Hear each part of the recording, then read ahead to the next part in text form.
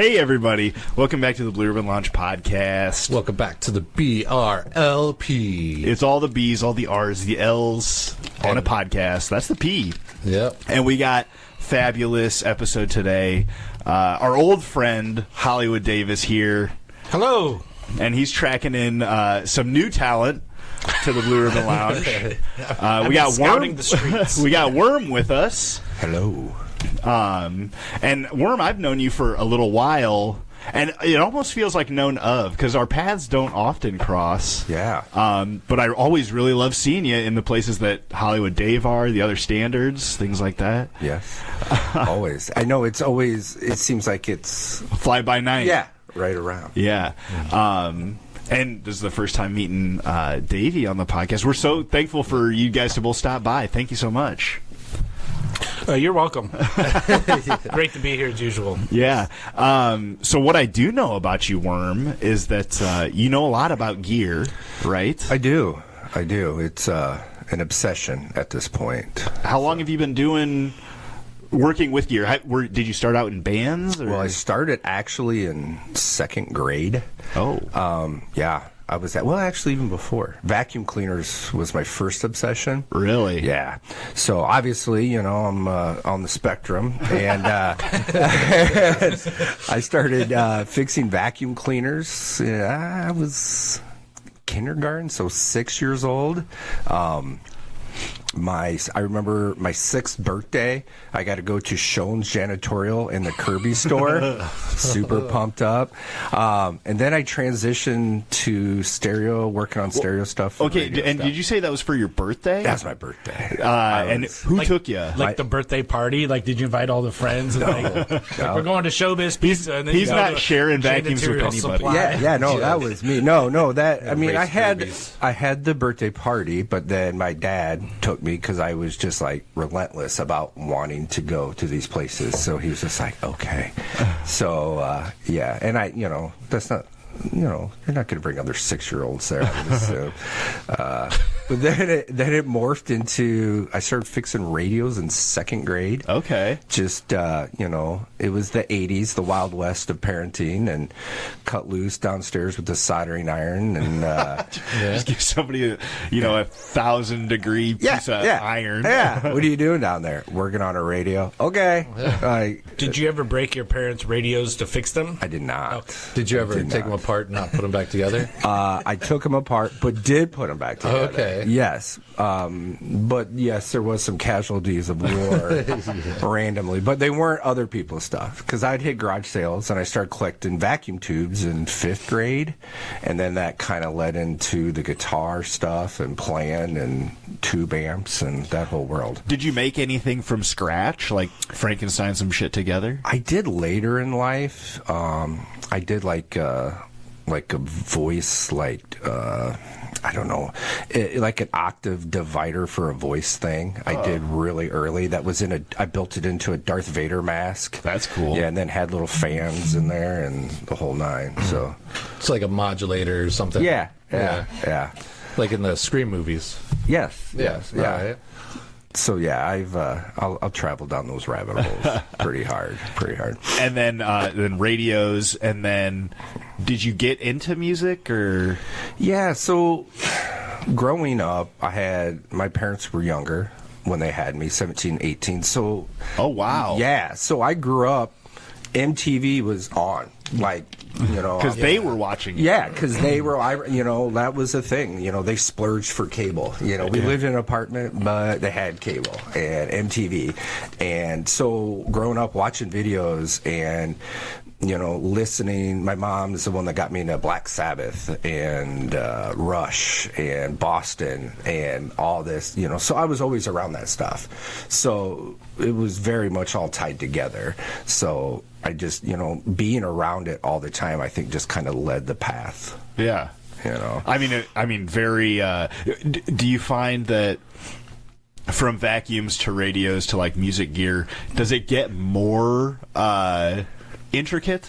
Yes. Okay. Yes. So I mean that makes sense. Yes. Definitely. Trying to find the next hardest thing. Yeah. Yeah, it's just, it's like I'm just now starting to get into the digital world of digital recording, and I picked up a digital mixer the other day and some interfaces and doing some video stuff, and it's definitely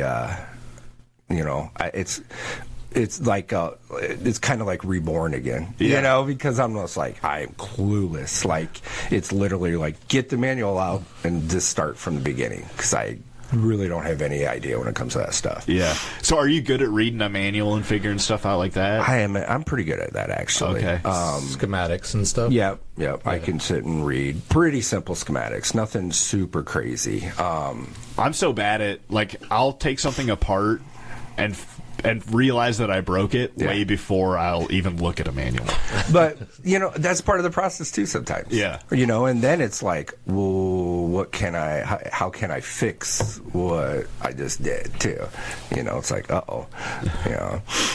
I think an important piece in the Wurm background story is, when did you start to learn like what things are worth? Right? When could you look at a vacuum like, oh, that vacuum's worth $400? Yeah, that vacuum's not worth anything. Yeah, that was. I think that's an important piece to the Wurm hoarding of gear. Yeah.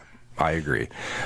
Pretty early, I would say, because I was hitting garage sales and stuff with my parents, and then like during high school and stuff, I would during off periods would buy all these old vintage receivers or old amps and stuff, and just looking at build qualities and going, this thing sucks. This thing is cool. And, and listening with your ears and being like, this does something cool. A lot of people, I think, will listen with their eyes and think, oh, this is great. And it's like, sometimes that weird old rusty amp, it looks awful, but when you get it going and you hear it, you're like, oh, yeah, that sounds good. And that's kind of the great debate that goes on sometimes now, right? Buying the new versus the what appears to the naked eye as like a hunk of junk 70s piece of crap. Yeah. Or this brand new out of the box, Marshall. Yep. Right? Yep. Well, I would think even like the difference between, a $250 pedal versus a $30 pedal. It doesn't necessarily, I would imagine price point is something to do with it, but it's not always the thing, or amp or guitar or because I feel like I don't know anything about Scott Standard's gear, but I'm like, that guy can make any guitar sound like he wants it to sound, I feel like. Yeah, and it's hands. Yeah, I was going to say. It's hands. I remember there was an important point in my life when I realized the importance of the guitar player's hands, right? Mm-hmm. It's not just that they can play all these songs, but you could have 10 different guitar players play the same thing, right? And you might get 10 different sounds out of it. Same amp, same guitar and everything, but it's hands. He's Wurm's right. Yeah. We've been lucky to play with some good guitar players over the years. Yeah. So you kind of get spoiled until you hear a dude that, man, it just doesn't sound. I think like a bad set of hands kind of sounds less confident, right? Oh yeah. Well, and even just it's a good buddy of mine, Shannon Ford, bass player. A Poop Tone. Yes. We've taken this, the same amp, the same cabinet, the same bass, played the same stuff, and it sounds totally different. Mm-hmm. Oh, that's interesting. And it's wild. Like here, just actually play. We're going to play these notes, hand it, and it sounds totally different. Nothing has changed but hands. And, yeah, I mean, and that's the other thing, too. And I'm a big proponent of cheap guitar, expensive amp. Mm-hmm. I'll tell people all the time, if you're going to cheap on anything, cheap on the guitar, have a nice amp. Having a nicer amp is going to sound. Isn't there a debate over tubes and not tubes? Oh, yeah. Isn't that a big guitar thing? Oh, Dave, you got him started. That could be a whole episode here. I'm just saying, because some to get not like a vintage sound, but more. It's kind of like saying listening to a record on a record player versus like a digital copy. Mm-hmm. It's kind of the same with guitars and amps, whether it's got the tubes or not tubes, right? Very, very much. So what you have is, the analog sound is a physical, it's physical movement. Yeah. So you physically take the stylus on a record, and it has physical grooves that have information, and that physically goes to a preamp, which gets bigger by the amplifier, which then physically moves the speaker cone. And when that was recorded, a microphone is essentially a speaker diaphragm reversed. So it physically is moving something. Digital is all just, it's just samples and bits and pieces. Right. It's just code out of it. Ones and zeros. Yeah. But isn't it not get too far in the weeds? Yeah. But you were talking about like you move a diaphragm when you talk. It squeezes a crystal or something that then produces a 1 or a 0 to then make the digital like electricity or whatever to then power the other stuff. And then eventually get to a speaker and then blast it back out to the sound that it heard? Sort of. Are you talking about, so like right now, essentially this microphone would be analog. Yeah. And then it's going to convert over to digital signal. Right. So that's when you're shooting your zeros and your ones. Okay. You know, and yes, there is crystal microphones and different, you know, stuff they use for, you know, different ribbon mics and different condensers and stuff. So it's a little bit of both of that, I guess. Yeah. All right. Does that make sense? Yeah. You know, that's like what the Focusrite's doing. Like that's converting. Hey, don't tell everybody the vaccine stuff. Oh, sorry. It's actually magic. It's a crystal orb. Well, that's what I say. It's crystals. It is kind of like some kind of magic going on that happens between us talking here and then it coming out a speaker somewhere else. Yes. Yeah. It's like magnets. How do they work? And Yeah, nobody knows. Nobody knows about magnets. It's magic. Have you guys done a magnet episode? I feel like you've probably done a magnet Probably episode. need to. Yeah, we should. Patent pending. And so it sounds like you knew a lot about gear and electronics and stuff in high school. Were you flipping that early? Yeah, I've been flipping. Were you ripping kids off in high school? Is that It's Or adults? Yeah, it's everybody can get the same education. It's all out there. It's just, are you going to take the time? And you don't rip people off. I know. That was not an appropriate joke. But I knew what you were getting at. Yeah. So, and I do. I try to always be fair with people, and you know, because you don't shit where you eat type of thing.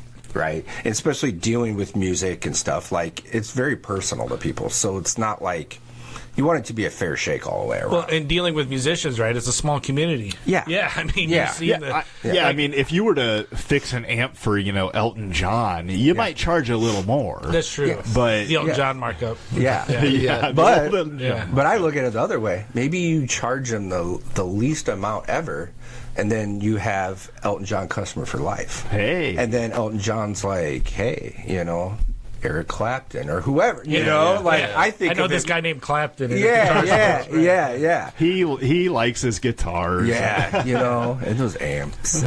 But yeah, I've been buying and selling, oh my gosh, since high school.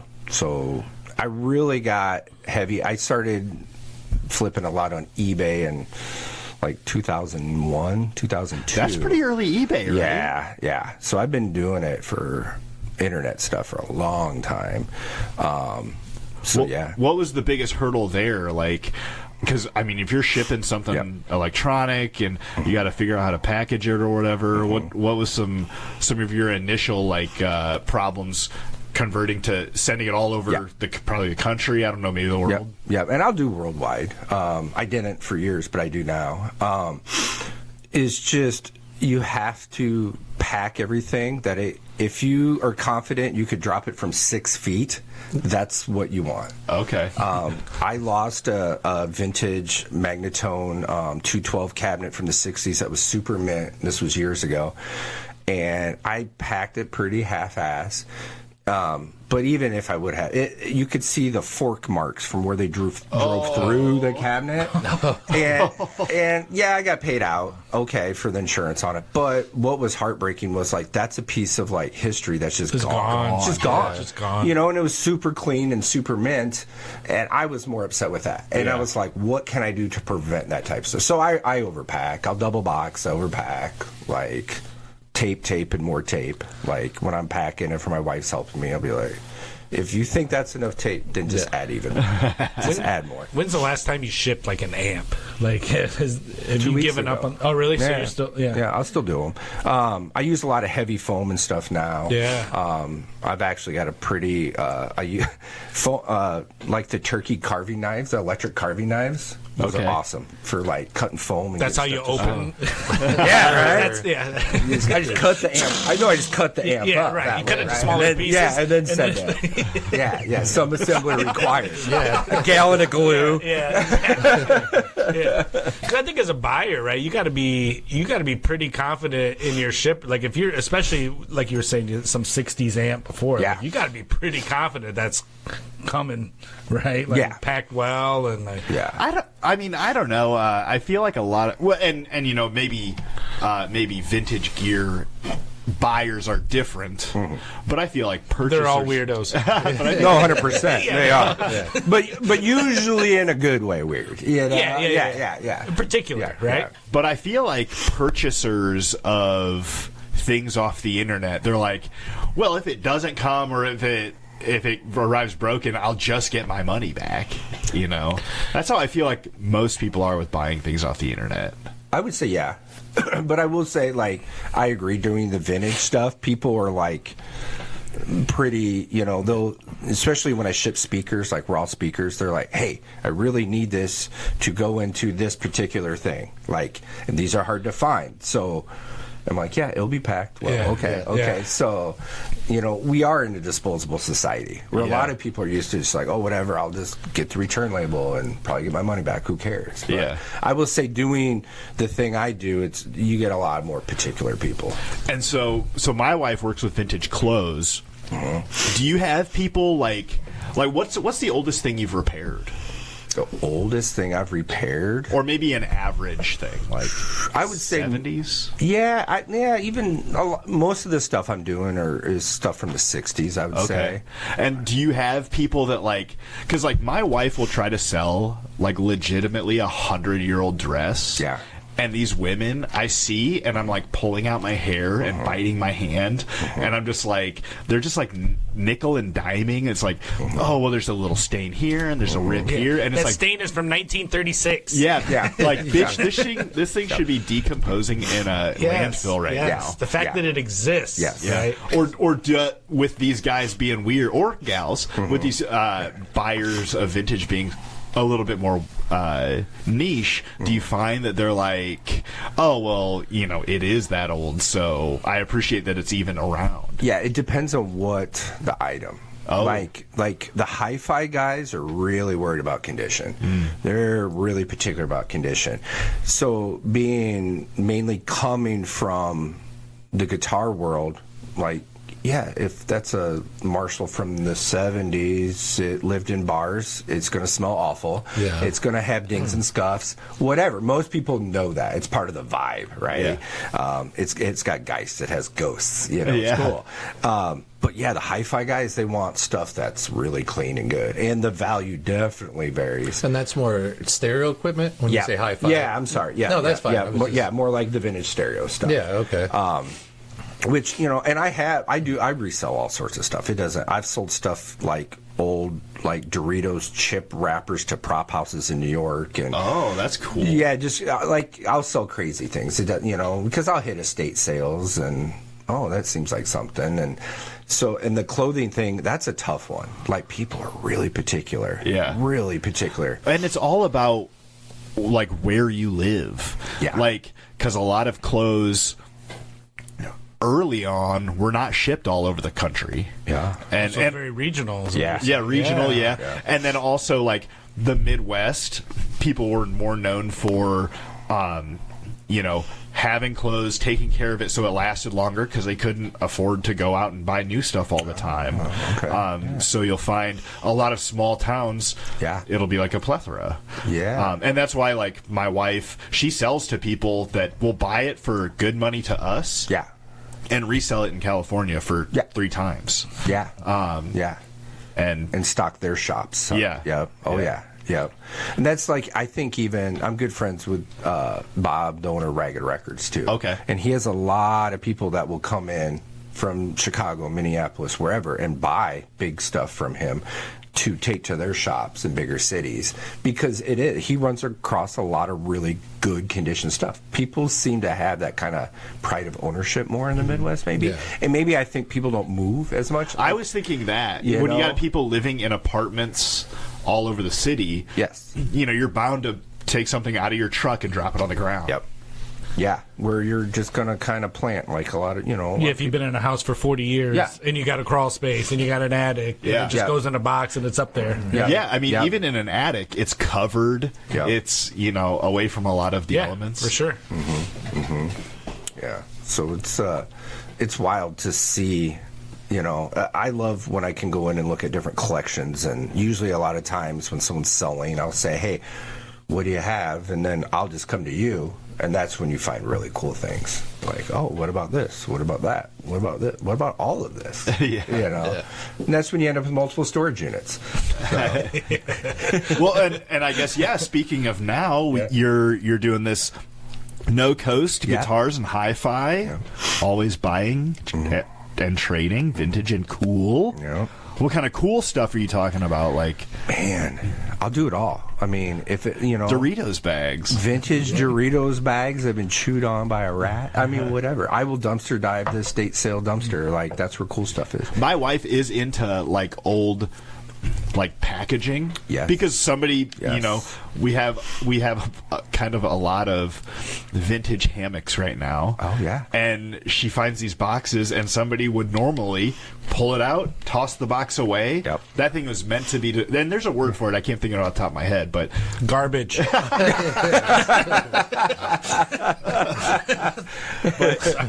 and I have in my little display cabinet.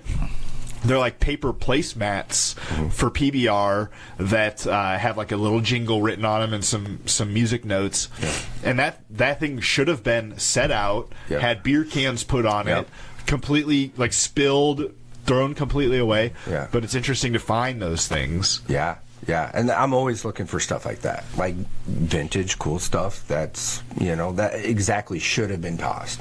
Old signage, any of that stuff. Anything that is cool. I'm pretty open to whatever. Like, I'm not going to pass. I'm like, But if I'm not into it, then I usually know someone that is. Yeah. Yeah, there's a network.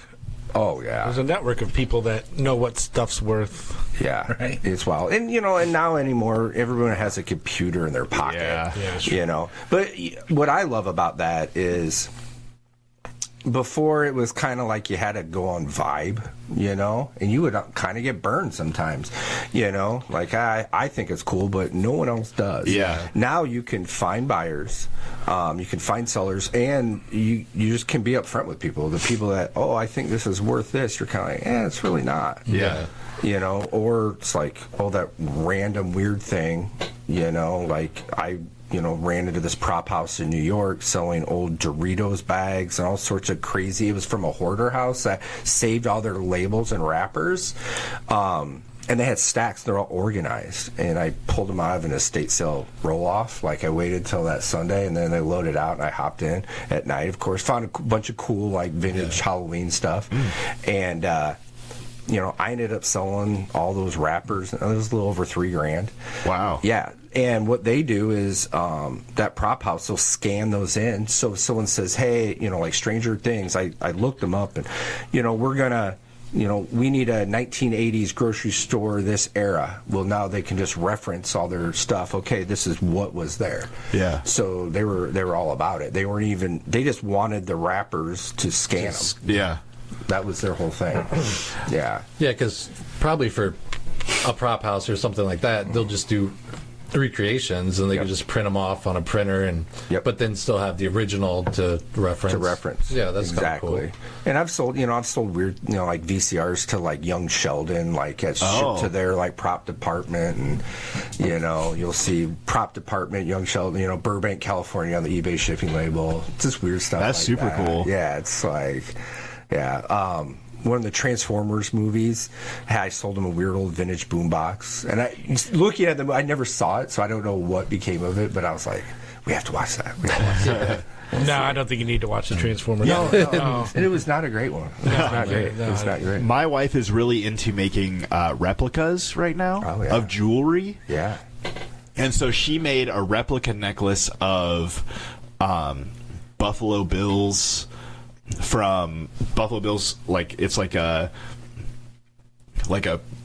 pregnancy idol type thing, like a fertility idol from Silence of the Lambs, and it was purchased by the people that did the Ted Bundy Netflix show. Yeah. So in that, he's wearing it. Oh, that's awesome. Yeah. See? And we were watching it, and I was like, where do you think they got that? And then she went to her shop site and was like, this person in California bought 3 of them. Yep. And then we looked that person up on social media, and they work for a prop house. Yeah, it's wild. Isn't that cool? I know. When you can see have the connection like that, it's cool. I love that. That's crazy. Has there been anything that you have found and you're like, this is actually really cool, and everybody's sleeping on it, and then it blows up, or are they things that you like that most people don't think is worth anything? Yeah, I have a lot of random weird things like that. Pre-band gas can nozzles really is kind of my weird thing. I've made thousands of dollars selling. You say pre-band. Yeah, so your gas can for your mower. Yeah. Now they have where you have to push down and turn it and do all this stuff. Well, there's actually legislation that says you have to have that. So pre-band ones like Chilton and Blitz are all these companies. People want those gas can nozzles, and you sell them for $30 all day long. And estate sales are always just in the garages, and you're like, hey, we're going to do those gas cans. A lot of times they'll give them to you because they're like, yeah, let's give them away, or a couple bucks. Yeah. But I've been selling those for years and years really? and years. Like the ones that are kind of flexible? Yeah, the flexible ones, or even the people love the yellow ones with the cap. They have the little screen. Oh, yeah. When did they ban... When did this legislation happen? After a bunch of kids probably lit a bunch of shit on fire. Yeah. Or I think there's still gas. It's spilling, when you're filling your mower, it would spill, I still spill gas all the time. Yeah, I don't think it's helping me at all. It's tradition. Yeah. You need to buy one of them new gas cans. Yeah, I think I did. I think it's only a couple years old. Yeah, but random weird things like that. That's cool. But getting into gear and stuff. I started buying the 70s receivers, the Silverface Pioneers and Marantz stuff forever ago, just because I liked how they sounded. And those, that stuff is crazy now. It is crazy how popular vintage is. Yeah. Which I get, because you can't really walk into a Best Buy and say, hey, I want a big, cool stereo setup. Yeah. It just doesn't exist. No, they don't really have those. I have an old Iowa shelf unit. Yeah. But it has all the plugs in the back that I need for components. For components and stuff. Yeah. But now just to walk in and get an equalizer or a head unit or whatever they're called, and it'll just have 2 input outputs on the back, and I'm like, well, that doesn't do it for me. I need at least a lot more for your video, your TV, your different things. Well, even with the vinyl resurgence too. Yeah. A lot of them don't have phono pre's and stuff like that. And so if people, you have all these, records coming back, then people are like, well, what do I do now? Yeah. I plug it in now. A lot of the newer turntables have the line level select. You can use the aux and stuff. But a lot of the newer tables do poorly with playing the newer, heavier gram records. So that's where the vintage stuff comes in. Okay. It's kind of wild, to watch all that kind of happen. And I was just snagging that stuff because I thought it was cool. Yeah. It sounded good. Well, yeah, and that's I started buying vintage because I thought it was cool. Yeah. And also it was cheaper. Yep. Yeah. And now it's you have to buy a really shitty new thing for cheaper than you could buy a really well-made, cool-looking old thing. Yeah. And I get that, but it's also sucks because I'm broke, Yeah, that's exactly. And that's, getting into the repair stuff. You can work on that old stuff. Yeah. The new stuff you cannot. It's made to be disposable. Yeah. Well, and with audio equipment, like home, stereo system stuff, like it became about less space. I want things that take up less space. I imagine there's a big console around here somewhere upstairs. You have like the big old console record player. No, I get rid of that shit. Yeah, exactly. Too much space. Because it took up too much space. But also, I got one built into my house. Yes, you know. he So does. So I mean, I remember, and like as a guy that's never really super into old, like give me the new cool thing, right? You fucking the nerd. yeah. We're on a podcast. and it takes up a This lot of is space. an AM radio. This is a podcast into a computer. I know. It's going to be uploaded to the internet. I don't remember my thought now. But Thank God. The newest, cut how that- you love the new stuff. cut that part out. Yes, the new. But yeah, I mean, it was all about space. I like to come across the dude that wants to like make me sit down and listen to the record and be like, "Oh, it sounds so much better on this record." Like, sometimes, I'll give you that. It sounds different. That's fine. Different. It's different. It's different. Is it better or worse? I mean, that's.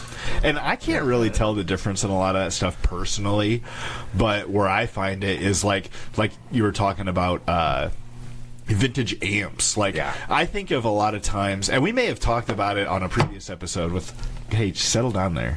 We've only had, half Cut a that glass? out too, please. And we may have talked about it in a previous episode with you, Hollywood Dave, but like the idea of, I don't remember what musician was, but he like just started carving up his speaker to get like a really shitty sound. That's what he wanted. That's the old Rocket 88. Like one of the first rock and roll albums, Sun Studios. I remember who the artist was, but there's a couple stories where he's poking holes in the cone, or Just it to get, fell like, a off the dirtier amp. sound. Yeah, it Yeah, wanted a dirty just- sound, and that supposedly, if you go to Sun Studios, they talk about that guitar tone and all that. Yeah. Was it Ike Turner?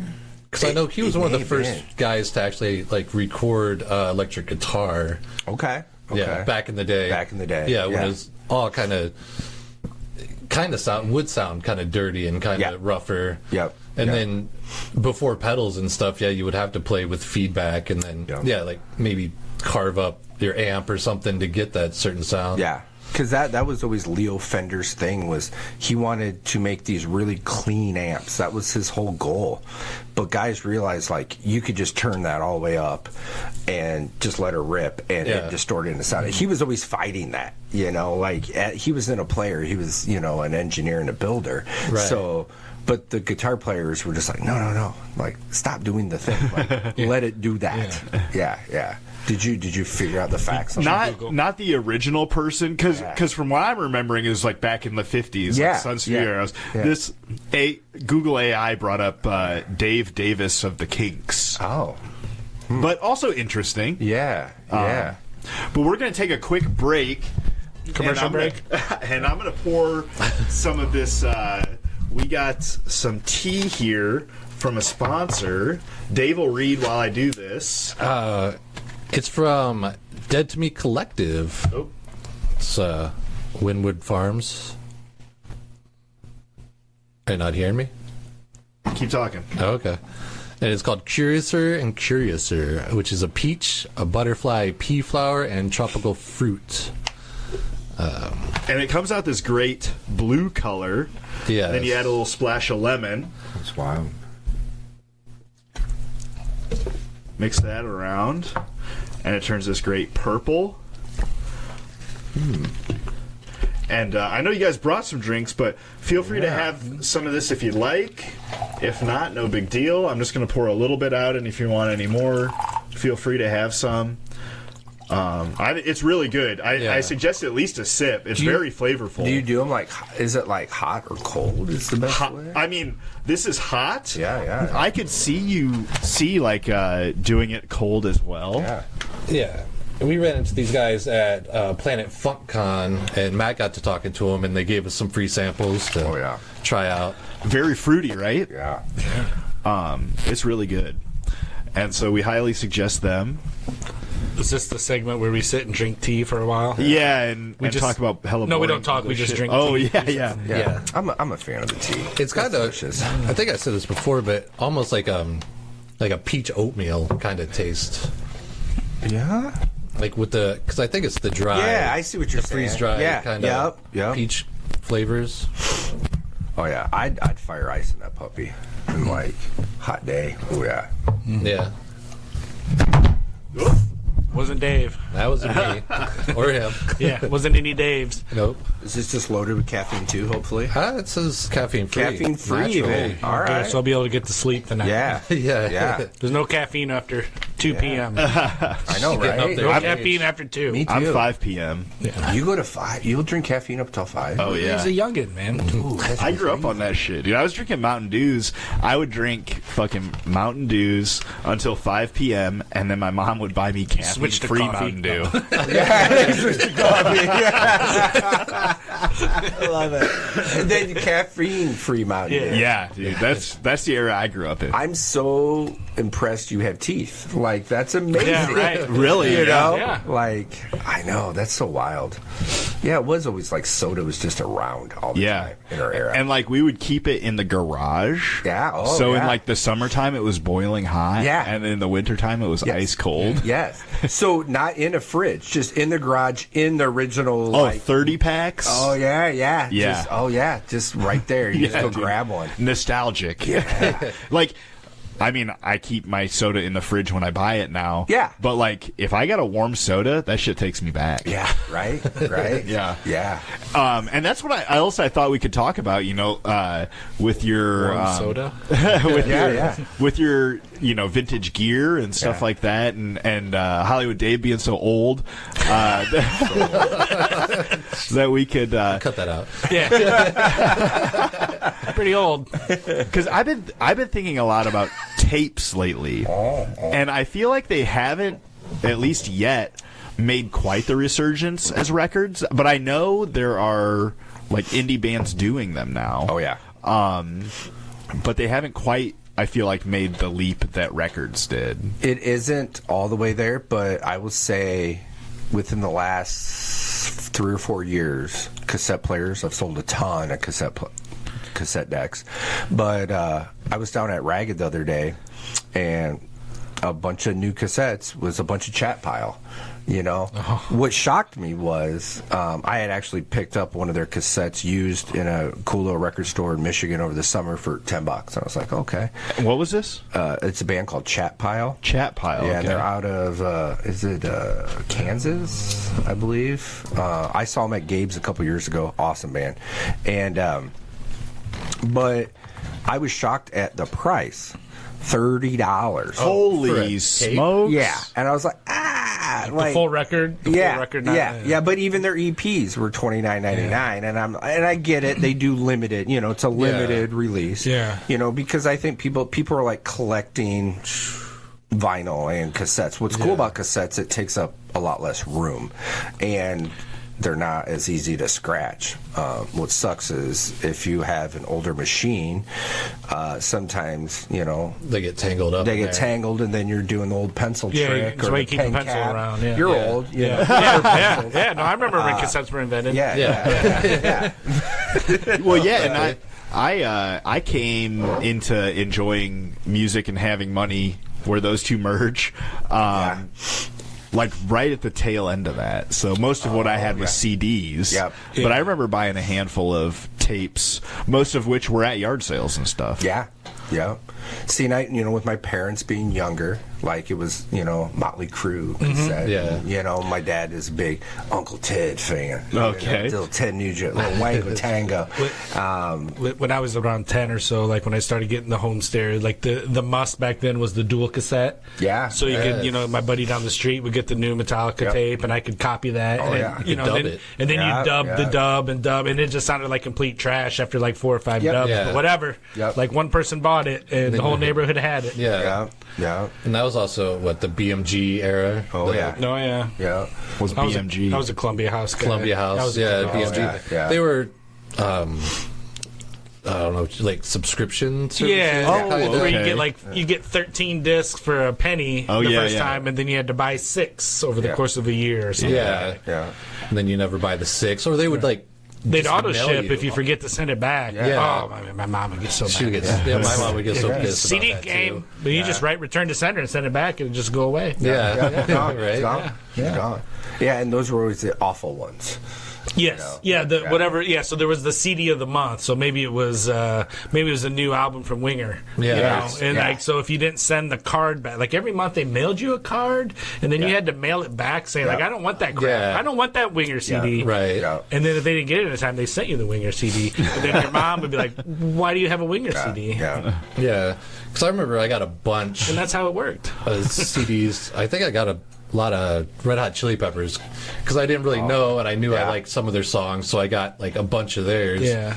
And then just sitting up like all night one night and just listening like on my Walkman. Yeah. Yeah. Because my mom walked into the living room and she's like, "Are you still awake?" I'm like, "Yeah." Just like listening to music, it's like tapes surrounding me. Yeah. Just like all the liner notes and stuff. Yeah. back Oh, then. Yeah.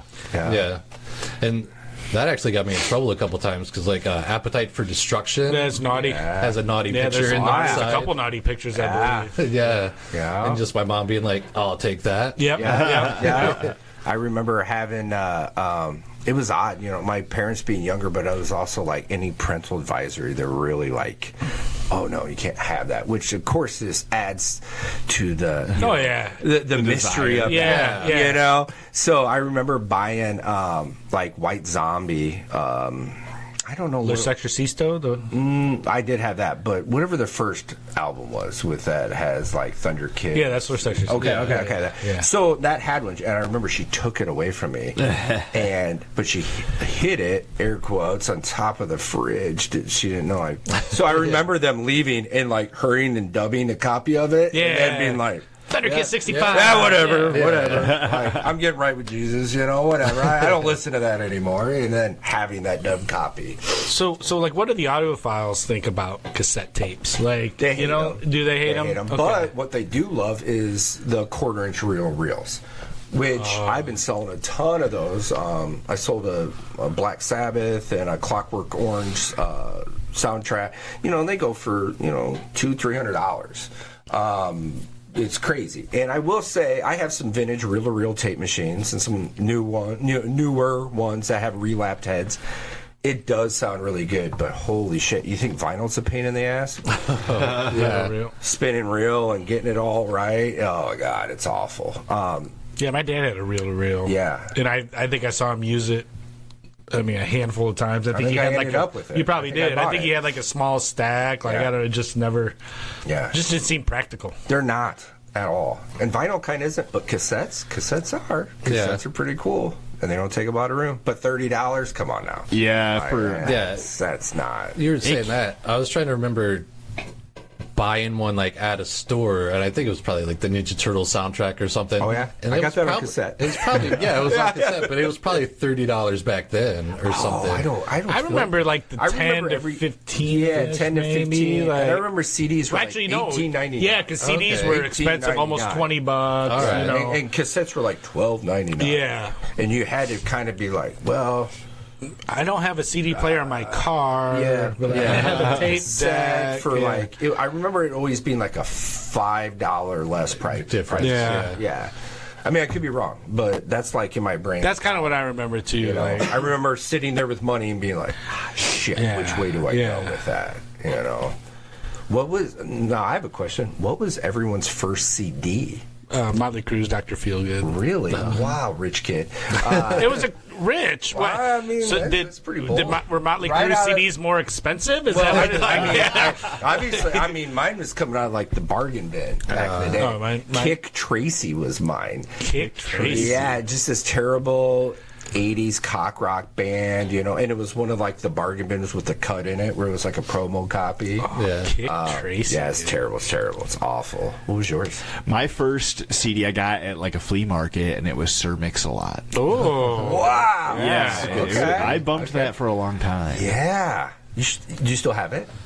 Nah, but I can't have it still. I believe I can't. Really? I still have my Dr. might. Feelgood. Yeah. Yeah, I'm pretty sure I still have a that. lot. I got all my old CDs still. What was yours? Well, I was younger, and the first Power As we Ranger all were. movie Yeah, had a soundtrack, and I remember picking that one up. That's awesome. How old were you then? Right now? No, then. Oh, then. How old are you then? 13. Okay. I mean, not super young. Right on the cusp where I'm like, yeah. You got to give up the childish stuff, but at the same time, they had a couple good songs. Yeah, I feel like being like a 13-year-old. I remember a lot of those soundtracks being kind of loaded with cooler stuff. I feel like back in the day, kids' soundtracks were a lot cooler. Yeah, I just found this show on. I think it was Tubi is where I watched it. It's called Wayne, and it's about some misfit kid whose dad passes away, but. And the show was just okay, I think. But the soundtrack to it was fucking awesome. Yeah. And it had the sword in it. Oh, and, whoa. And a bunch of crazy other stuff. I don't remember off the top of my head, but it was, if anybody's out there watching Wayne, they got great tunes on there. That's awesome. I'd love that. And back in the day, soundtracks were also kind of like where you would get the cool compilations of different bands. It was the compilation, right? Yeah. I was still like the Crow soundtrack. I was gonna say the Crow. Dude, the Crow. That thing still holds up. I still yeah. every once in a while I'd be like, I want to listen to that. And the singles soundtrack. Singles as a Pearl Jam Love fanatic, Bone. they had the Mother Love Bone. It had like 2 unreleased Pearl Jam tracks. It had a really good Soundgarden song. It had Wood by Alice in Chains. Yeah, I forget Jimi that Pearl Jam Hendrix, is your Smashing favorite Pumpkins band. were on there. They were. Moline, the song Moline that they wrote here live. I was is at your that favorite show. Song. No, that's not true. No. I remember. Actually, that show was kind of a bummer. I was like, after like 3 hours of Pearl Jam, like, okay, That's 3 hours. all right, Eddie. That's a lot. And they played No Code all the way through. I was like, who wants that? Who wants to hear your 5th album? No, they did. Yeah. They did. Yeah. Well, they were like, we're in Moline. Because it was one of those where, like, and I'm sure I've told this story. I'm out of stories, so I'm sure I told this story on episode 1 I was on. But yeah, leaning over to my buddy and be like, "It's a lot of No Code songs." Yeah. And then not realizing until afterwards, the next day, I was like, "Oh, they played the whole album." I'm like, "Oh, interesting." That's wild. Yeah. I don't understand. Well, some bands do that. Like when I went and saw Slipknot, they're like, "We're not going to play anything after this time," and it was all like pre their like first like mainstream hit. Yeah. And so like I knew some of them, but some of them I didn't. Like I didn't know the deep cuts, and I'm like, I kind of want to hear some of what the songs I know. Yeah, I saw them when I they paid the money. I want to hear the hits. Yeah. Right. Yeah. You know. That's a tough one for a band, I would think. Yeah. I saw Slipknot when they were touring. It was on their first record, and I'm pretty sure like they played it just start to finish. Yeah. Like that was in all the noise tracks in between. It was just like Was that the show to call Ballroom?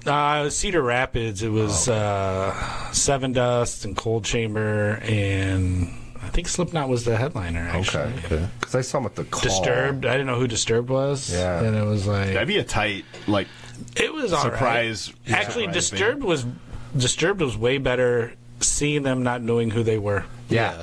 And then I heard they hoo-wah! Yeah, that's what I automatically think of. Yeah. Disturbed's a weird one because back in the early 2000s, they were kind of made fun of, but now they're like the premier like metal artists because I think all the good bands back then kind of fizzled out. And all you have left is Disturbed. From like that new metal genre. Yeah.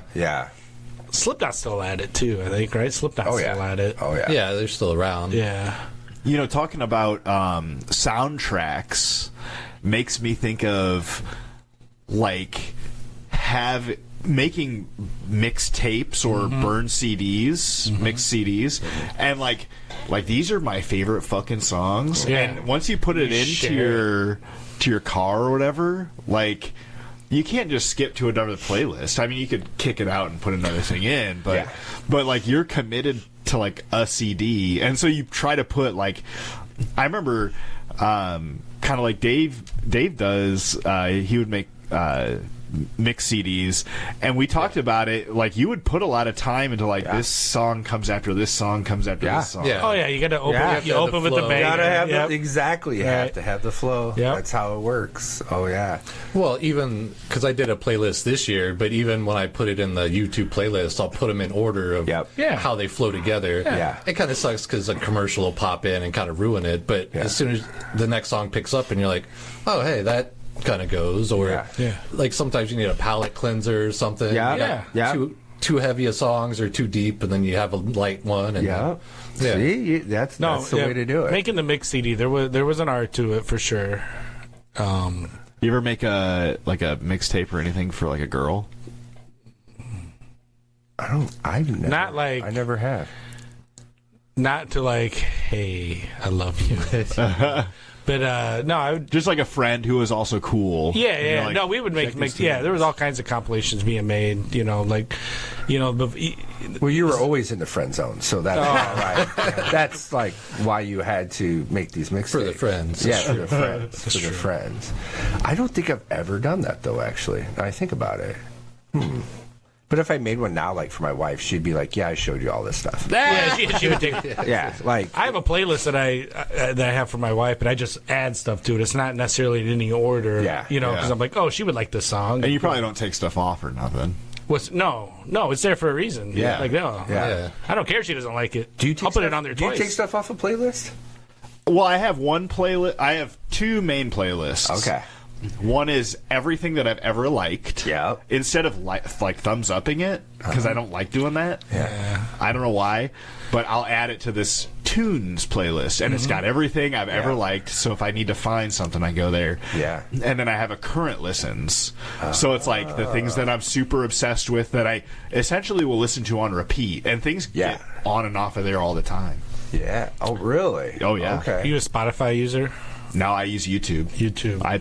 I'm premium for that ad free. Whoa. Gotcha. Whoa.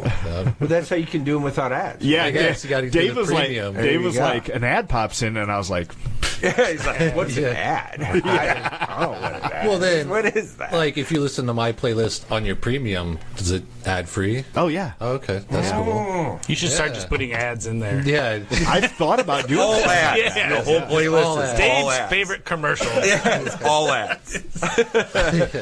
Matt pulls up. This is Yeah. nothing. yeah. What did you send me? Right. Well, and there's something kind of nostalgic about commercials and stuff. Like yeah. I like Netflix because like you have a minute to go take a piss. Yeah, I love it. Gives you the countdown. Yeah. It was like, okay, like this one is, the 30-second break. Okay, what can I get done? It's just like, yeah, I can go piss quick. They have But ads if on you have the Netflix? minute 20, I can go get a snack and go piss. Oh, yeah. It's just So like- it's funny. You'll pay for YouTube Premium, right? Yeah. But you can do Netflix with ads. Yeah. Yeah, you got to have the piss breaks. Yeah. The pause button. I know we've talked a lot about vintage gear, but modern electronics, and even I don't know with what streaming that is. video, the button, it's the same button. It's a pause symbol that pauses it. Is that like the two lines? Yeah. I've ripped that seen out of my that, but I remote. don't know what it does. Yeah. I'm scared. Well, usually it's next to the sideways triangle with the slash and then the two lines. Oh yeah. I think Yeah. I've seen that. I actually, if I'm watching something without commercials and I have to go to the bathroom, I just turn it up louder to hear it. From So you the don't toilet. stop it? No. Wait, are you a subtitle guy yet? No. That's okay. As you get old, getting you're there, getting there. yeah. I'm a subtitle guy. But that brings up there's a huge conversation out there about how poorly mixed it's- modern day shows are, where fucking the sure. the audio and the music and it's just the levels are terrible Yeah. and Well, also commercials, like Yes. and it's been To be going louder. on MediaCom, since cable for sure. Yeah. It's like, how can they not mix the commercials I and the think there was show? some actual stupid piece of legislation There somebody was. tried Yeah, to I push. believe sure. it was With- California. This is what our and this is I'm what our like, government hell, does. Yeah, but Commercials are too loud and too we loud. can't use these gas cans. Yes. Yeah. We did our job. Yeah. We did our job. What a good That was- legislative yeah, session. yeah. I remember that in the 90s because they were actually selling TVs that were like, oh, it'll bring it wow. down Yeah. for you. I Yeah, remember have that, like a yeah. little compressor. Yeah, Yeah, Yeah, and it was yeah. make sure that it Hit the stays commercial the same. button. Yeah, hit the commercial button. It turns it down for you. Oh my god, it's so ridiculous. But yeah, I do like a lot of times it's just subtitles. I'll have it on,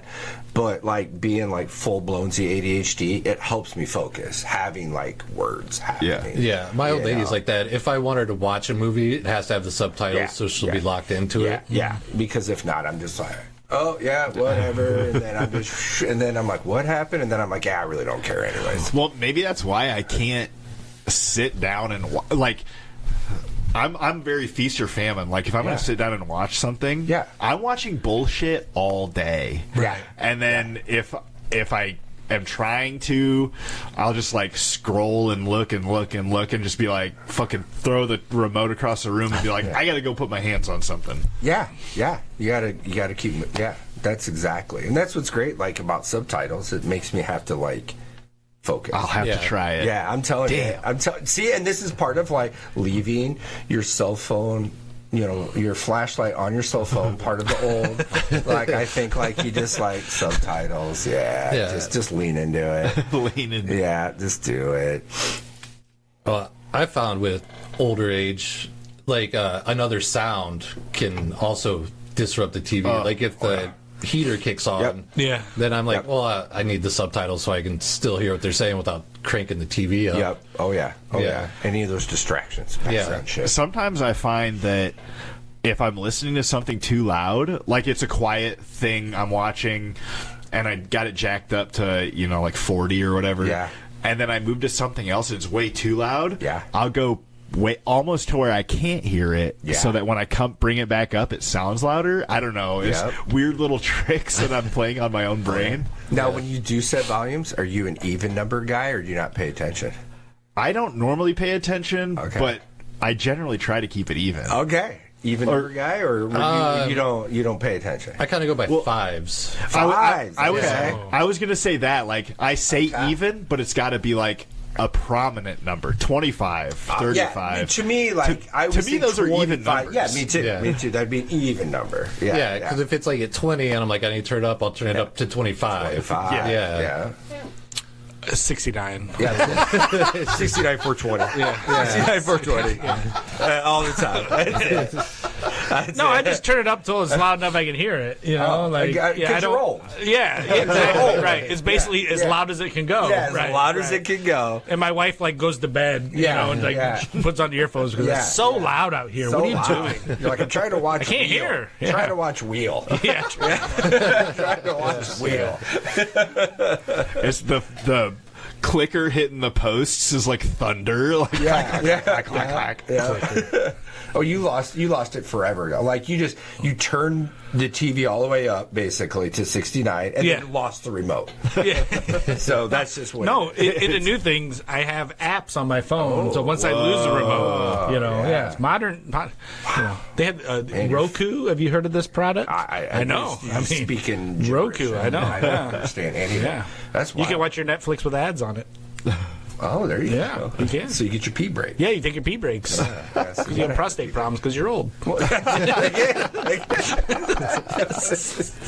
See, but you stop drinking caffeine. This did turn into like an old man conversation pretty quickly. Yeah. Like, I like the volume on my TV. When they walk through my yard. I legitimately had to yell at some kids for doing that at my mom's house. Walking through the yard? Yeah. They were just coming so close to the house. Like, there's no sidewalk. Okay. I get it.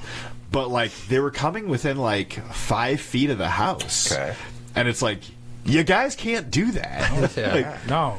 Were they, like, looking in windows and stuff? Yeah. I don't know about that, but probably not. They were probably just didn't like it. Off. Too close. Yeah. You're too close. Yeah. And also, it's like... How far are they from the street if they're, like, 5 feet from the house? 5 feet from the house? 20 feet from the street. The ratio's off. Yeah, you got to be closer to the street than the house. More street than house. And there's like trees right in the middle, like between the two. Where are they going? Are they up to no good, you think? Smoking a reefer. Started smoking a reefer. They've been making trouble in the neighborhood. They got like nudie mags in the woods. They're gonna go. You guys remember magazines? Phil. I know you're a little younger. I'm sorry. I didn't know if I made a reference there. Maybe you didn't know. No, I know magazines. Okay. Oh yeah. Newspapers. Yeah. Were they like taking a soda can and poking holes and smoking marijuana? Now kids eat gummies now. That's true. Oh, shit. What convenient, really. Or vapes. Yeah, vapes. They just rip vapes like, whatever. Yeah, whatever. God. But, they got it so easy these days. But I feel like we all paved that road for them. Yeah. And our parents before us. And really, they got it harder in other ways. Like, I would not want to be a kid on the internet all the time in chat rooms or discords. And I think of all the just ridiculous stuff I've done that there is no video footage of it. That's surrealist. But now, like, no, you're just everything. Everything would be out there. Yeah. bullying, right? Yeah. Like when you're younger, you worried about you go to school, and like my safe spot would be at home, right? Yeah. Now, a kid gets on the internet, and some kids just hammering on them still, right? Yeah, like, right. Can't fucking get away from it. I try to go. I get on my PS5, right? Some guy's yelling at me. Yeah. I'm texting you usually. Yeah, Wurms texting me. Yeah. Yeah, it's true. It's true. You can't get away from it. Are you okay? Are you okay, David? Yeah, I'm good. Okay. You good? Okay. I'm just checking in, Yeah. making sure you're okay. Yeah, no bullying. I know. I don't play my PS5 online because little kids bully me. Maybe yell at you. Too many 12-year-olds saying Oh, N-word. yeah. Yeah. Yeah. Yeah, apparently they all know my mom somehow. Yeah. I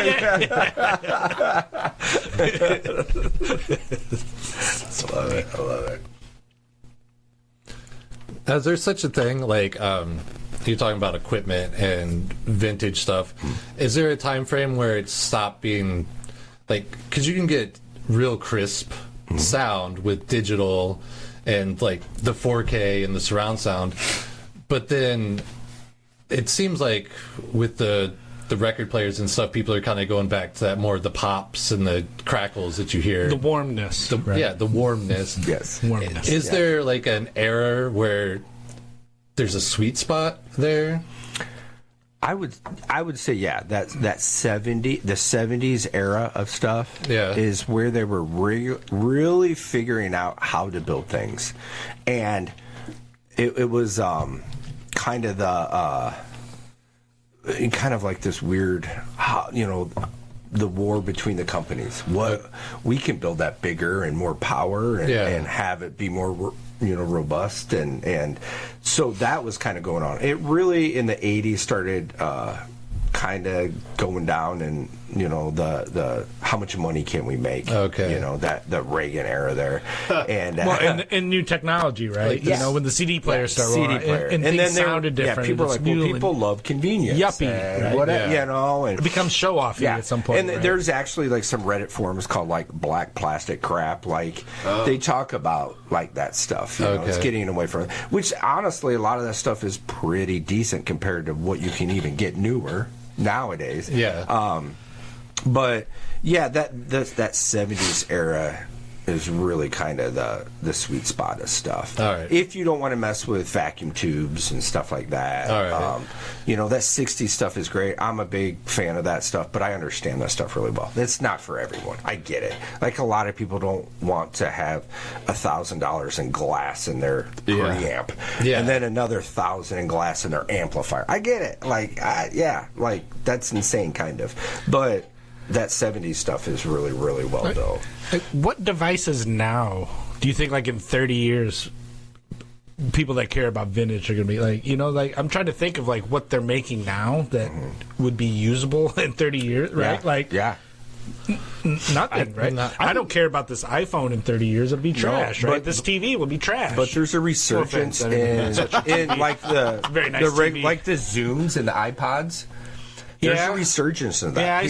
People mod those, and you don't have to pay for a streaming service. You can load a bunch of music on it. Sure. Yeah. That's interesting. I snag those up all the time and flip them. People love those. Okay. And there's certain companies I sell. But even those are like, I feel like the 80 gig iPod I had was probably 15 years old.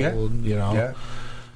But I sell to a lot of people that are buying. There are a lot of resellers that are pulling the battery a good one. and loading them back up. Yeah. But yeah, I mean, what device now? Like, think about it. Like, I think microphones are a big thing right now. Sure. Yeah. Because I think they will have staying power. Yeah. But I'm thinking like from just the basic consumer, Right. Consumer world. You're like Beats Pill or So something. yeah, so maybe there's that. There is a lot. But I mean, that Bluetooth speaker. There's you really a lot of love sound bars that I've heard that I was like, that's impressive. That sound bars sound good. Yeah. Sure. And a lot of times, I mean, I just pass on them most of the time because they don't really retain. There's piles of sound bars out there. Yeah, right. But I do. I've heard some that I'm like, this thing sounds really, really good. It's too bad. Like a lot of the Sonos stuff is really nice and well built, but they do these software updates where they become not usable, hence disposable. Obsolete at some point. Yeah. But those are really well built things. And it's too bad that's But again, like, will that stuff probably come around where someone will figure out like, an app workaround software to use that stuff again. Well, so I think what really makes things like valuable years later, right? It's nostalgia. It's 100%. Maybe not so much, functionality. It's like, oh, I liked that thing when I was younger. I just bought something. And that's stupid. It is. That's why memories are dumb. Yeah, memories are dumb. Holding on to the past. Things are great. Stupid. Yeah. New things are exactly. Great. Memories. Smaller is better. Yeah. Right. I just bought off of eBay Vision streetwear skateboards. They did these little keychain skateboards before. I don't even know what they were called. That wasn't my era. Before Tech Decks. Tech Decks. So I had a couple as a kid.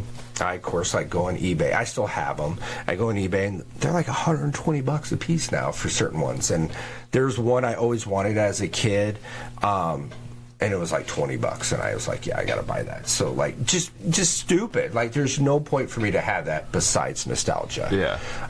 But that's how any of this stuff really. Sure. But I feel like with, especially like music equipment, right, guitars, there's a definite difference, right? It's compared to the consumer electronics world, I guess. Yeah. Well, and it's it's interesting. You have all this the Kemper stuff and a really good emulation of. That's stuff. true. Yeah. That is out there. That is really good. And a lot of people are listening. When you record a band, and you could blast it and record all analog and do all two pre's and nice ribbon mics, but someone's probably just going to listen to their iPhone speaker on the phone. So when you do mixes, you literally, that is part of your mixing process, is play it through your stupid phone. Can we stop that too? Can people stop listening to music just generally on their phone? Yeah, if people would stop walking into my basement with their music just playing in their pocket,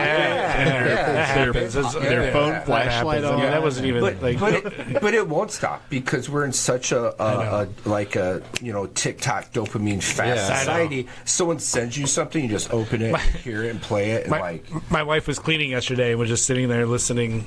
Music was just playing through her iPhone, and I was like, there's a sound bar right there. Let me, and then then I turn into man mode, you probably prefer this paired up with this Bluetooth, and then it wouldn't work, right? So then I'm just spending 5 minutes, and then I'm all done. I'm like, okay, it sounds better. And she's like, okay, cool. Okay, great.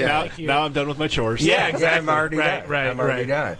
And that's honestly if any, I'll do that a lot. Just cool, I just throw it on the phone and don't care. Now, my wife's the other way. I can't listen to music. She'll sync it to the Sonos, or I have a Cambridge audio streamer with my big Marantz tube set. Yeah, I'm surrounded by devices that I can stream this music to. Yeah, you can go to your TV, you can go anywhere. She more does. Any speaker will go to the effort. Yeah. I'm just whatever. I hit the play and I'm like, man. Yeah. But there's sometimes I want to hear, the music through the big rig and sound really good, but then I also want to hear it through the shitty speaker and see if it holds up. Especially for sure. Especially more of the indie type bands and stuff. I was like, that sounds good on the stereo, but how does it sound through a really shitty speaker? Right. I'm always curious about that.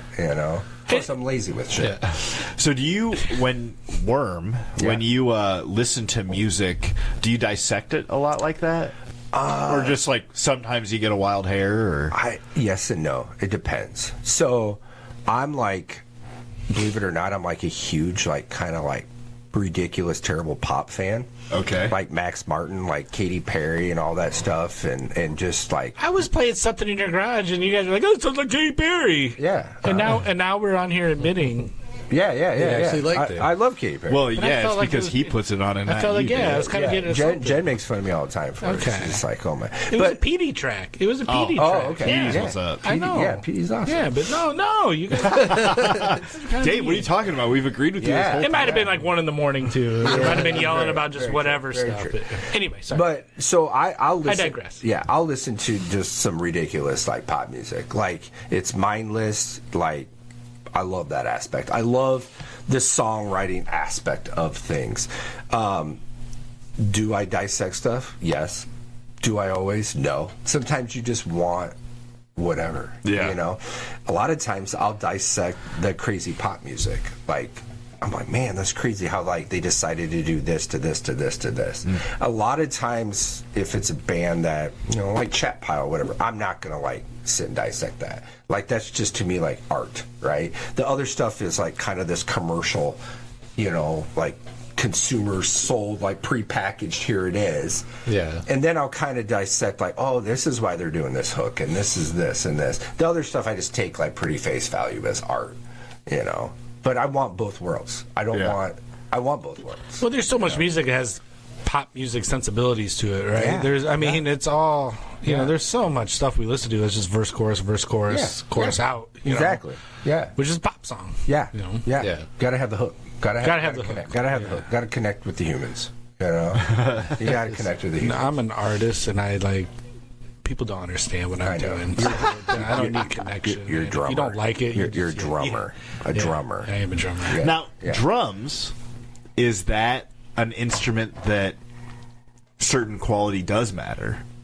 So I've never been like a huge gear guy, but like the drum kit that I've been playing for 20 years now, the Gold Sparkle Jimbo kit, as it's been named, but local guy Jim Van Hefty bought the shells and he wraps them, right? So it's a custom made kit, right? But once I bought that drum kit, and I realized, okay, there is something to, you know, quality, obviously. And again, similar to guitar players, right? Hands do matter, you know. But once I bought the nice drum kit, I was good. You know, like I haven't been chasing other various drum sounds, so to speak. Now, snare drums, I think, is probably where a drummer really can change their sound without having to change the whole kit, right? Because that snare sound can be all over, and that's the one I felt like I've always been chasing. Like, you know, whereas like maybe you've always looking for that perfect, you know, the perfect amp maybe doesn't exist, right? The perfect snare sound. Yeah. But and usually I don't know, and I just crank it really tight. That's my go-to. Yeah, crank it down. just Crank it down. Crank it down. It's fine. Loud pop. I played a gig at like the Redstone Room, not even the Redstone Room, with the Performance Hall, and I had this little 13-inch piccolo snare, the standards, and just like could just see the people in the crowd like just flinching. wincing every time. Yeah, throw that thing in the alley. Yeah. Awful. I hate those things. It was good for what it was, but I traded it. I don't have that anymore. Yeah, that's good. Yeah, I don't that's have that good. anymore. So, but you also, when you first started playing drums, you know, you also had a Ludwig Silver Sparkle vintage 60s kit. My first drum kit is a 69 Ludwig, So, wow. I mean, and I did times are tough for Dave. Oh, my God. Like, wow. Did you have some vintage K Zildjians with it, too? Yes. Yeah. It was tough for you. That was I think we got that drum kit for $200. Oh, wow. 1986 at like a... So 86, inflation. Yeah, it was $6 million. Yeah, $6 million. Yeah, $6 million. My dad gave me a good interest rate on it. Oh, I'm still paying it off. That's good. But no, it's funny though that you bring that up because like that first drum kit was like, you know, a 60s Silver Sparkle, like, you know, in my mind, this is a Beatles kit. I want a Lars Ulrich kit. Like, I don't like this at all, and I'm glad I held on to it because it's a great kit and very expensive. It was, it still is expensive. So how do you guys know each other? How do I know Dave? Yeah. Well, how does Dave know you? Oh yeah, that's true. It would have been through mutual friends, right? Just like bands. I mean, high school, past high school? No, way past high school. So probably becoming a one-night standard. Probably. Is there an age difference between you guys? Well, I'm old. Way old. It's very old. No, I'm 46, and you're. I'll be 50. Yeah, I'm 114. I'm older than time itself. Exactly. No, I've seen. Yeah, because you started playing with the standards, and then I remember seeing you playing, and I was like, I'm gonna steal. I think it was like a Closer Now gig, maybe. There was a Closer Now gig I remember at Beer Stew. Okay, where we played, and you and Scotty were there. Yeah, because then Scotty grabbed you. Yes, because Scott came up to me one time after a gig, and he's like, you're someday you're going to get the call. Like, I'm not going to play that surf stuff. I don't want to. Get out of here with that. Yeah. Scotty Grab.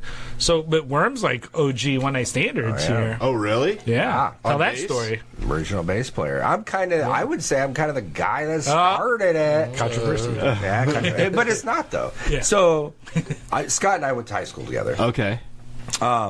Scott had dabbled in a band called what was it? Vaginal Blood Farts. Is that a real band? I didn't know that was like yes. And so they had done just some like basement type garage shows. Did they do the song that I Want to Live Like Terry Johnson? Was that No, that's way later. This is high school, man. Terry Johnson was still okay. He was still in high school. Yeah. No, actually, he probably was. Yeah. So Scott and I, so we knew each other from high school. I was playing a metal band called Pipe Theory, doing metal stuff around here, and that drummer moved to New York. So to get away from Wurm. Yes, very correct. So I had always been into like surf and rockabilly, and I was like, man, I want to do like a Dick Dale-ish surf rockabilly band. So I called Scott, and not called. Because, there was no text. There was no text. And, it's called a letter. Yeah. So I wrote a letter. And so the Pony Express took that letter over to Scott. So I said, hey, are you still doing like surf type stuff? And he was like, yeah. I'm like, do you want to do something? He's like, sure. So at that time, Pipe Theory was practicing in the basement of Davenport Peabody's. And I'm like, yeah, come on down. So we're kind of messing around. I'm like, we need to find a This is drummer. like early 2000s? Yeah, like 2001, 2002, right around there. So I was like, we need to find a drummer. So Scott's dad actually has a vintage Ludwig kit and plays drums. Silver Sparkle. Yeah. So we went it's older than mine. Yeah. I think it's a little different. See, look at you. So not relevant to the story. No, it is. So we went over to Scott's house. I grew up in Bettendorf. Scott lived in Bettendorf at the time, and went over, and his dad actually played drums, and I was like, this could be something. Number one, we're not going to be in a band with your dad, right? He's like, yeah, no, absolutely not. I'm like, this isn't going to happen. We're early 20s. I'm like, yeah, no.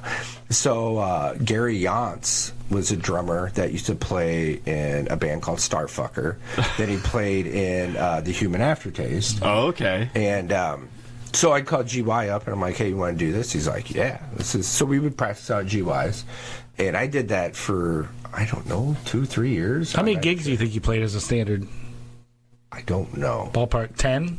Oh, no, more than that. Like a good 20 or 30. Really?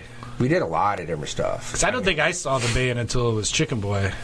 Yeah, so when trying to think, actually. Were you playing upright? I forget. I did a handful of times, which is awful and miserable. Yeah. And not a thing that's recommended to do, especially in the winter. It takes up so much room in the car, it's just fucking terrible. Says the drummer. It sucks so bad. That's a very good point, Dave. So the whole suits thing and stuff. I was like, we got to have kind of a thing. I was a big Reverend Horton Heat fan, so we started doing the suits. Now I've noticed that you guys got a little messier, a little frumpier throughout the years. I don't think that's a true used statement. to be tucked in. I tucked my shirt in. Coats. I used to have a suit coat. I believe you're speaking to Chicken and Chicken and Scott at this point. Very, very frumpy. Those two will take they will take their shirt out of the guitar case from the last gig and just fire it on. Scott was wearing a black shirt. He does that. He's done that the last couple of years. He used to do that back in the day, but he hadn't pulled that one out for a while. But I think the last 2 or 3 years he'll show up in the black for the annual One Night Standards gig. He'll show up in the black shirt. Yeah, and do the. And that, back then it was like I was still like I'd wear my wingtips, my jacket, the whole nine until I got stolen from. I wear a nice pair of dress pants. I know. Sometimes the shirt gets ironed. Sometimes I'll iron the shirt. That's good. That was good. Yeah. And then so take that back. I'm not taking that back. Okay. I'm not taking that back. I see Chucks up there going on. Yeah. No, it's not. You always look pretty dapper. Thank you. Okay, good. You look dapper. There you go. There you go. I'll say it. Constantly searching for Wurms approval. But doing like what's the end song where we'd switch instruments? Octane. There you go. So that all kind of happened because stealing that from the Reverend Horton Heat. Oh yeah. like where Jimbo and then would swap. So, but we used to do that in GY's basement, which the outlets were not grounded correctly. Oh. So the entire time Scott and I were doing that, we were being shocked. It was awful. But I will say, when you go gig and do that, you get pretty good at it. Then you're kind of like, oh, this isn't bad. I'm not getting shot. Like, I can do Trial by fire. Yeah, I can do this. But I did that for, oh my gosh, I'm trying to think. It was probably 3 or 4 years I did that. And then that's when, it was the same time I owned a sound company. I was buying my first house. And that's when Chicken Boy used to run sound for me, and that's when I was like, hey, do you want to do this? He's like, yeah, I'll do that. I'd love to. I was like, cool. Because I was playing in another band. Was I doing Mary Annis maybe then? Oh, that probably sounds right. And I was just like, this is like too much. Like, something has to like give. And then that's kind of like, the birth of Scott Standard, really, and taking over and doing that. Because Scott, when he was first doing that, he had the long hair. So, did you ever see Scott with long hair? I think I remember him playing maybe as the Vaginal Blood Farts in between like a switch over like at a Lumpy show, and I think he had long hair. Yeah. Oh yeah. I didn't really know him at that time either. Yeah. So that's kind of how it all started. Yeah. It was kind of wild. And then our first band we played in would have been Chicken Boy's band, right? The Feral Kids. The Feral Kids. Yeah. And I ain't got no propane money. Yeah. We So that was, we're going back 2008, I think, for that one. Yeah. So Chicken Boy had this whole catalog of music, and he wanted to put a band together to perform it.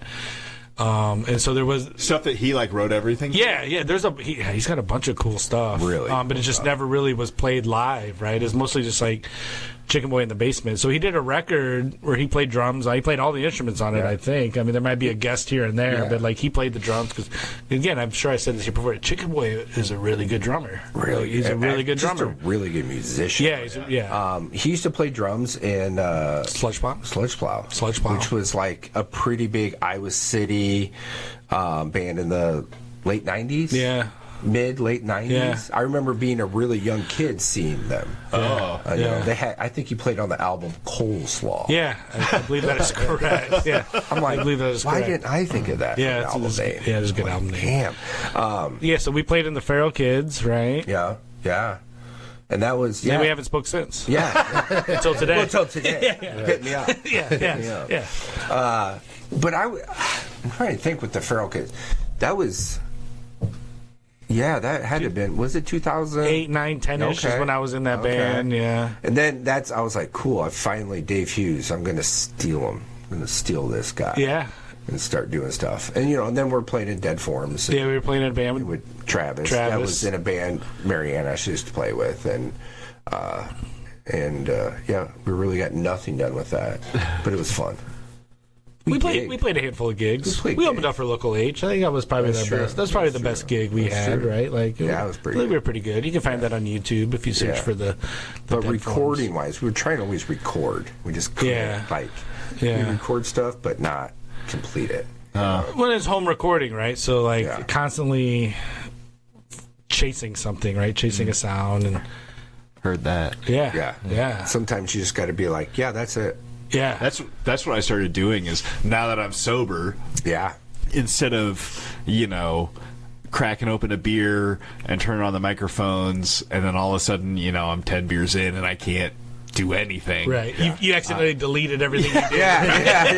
And it's gone. Yeah, and it's gone. I just try to get things out and recorded. Yep, and then at least then. Even if nothing ever happens with it, I created something. Yeah, exactly. Which that's I really love. I look like art is like stamping time. Yeah, this is tattoo stamping time. Wherever you were in that time period, it's a stamp, and that's what's really cool about that. And that's how I've always approached stuff too. I love Travis. Travis and I have been friends forever. He used to work together at Music Ground. Travis is always trying to evolve and build bigger, which I love that aspect. But sometimes I love the stamp in time too, right? But also having two people doing that also can make really cool shit happen. Okay, let's grab that. Let's keep building. Let's grab that. Some really cool shit can come out of that. But yeah, I mean, that was the thing. Like, I always just wanted to like have a good project that was like recorded all the way. Yeah. But that's how I function now. Is like, just grab it. Just grab whatever's there at that time.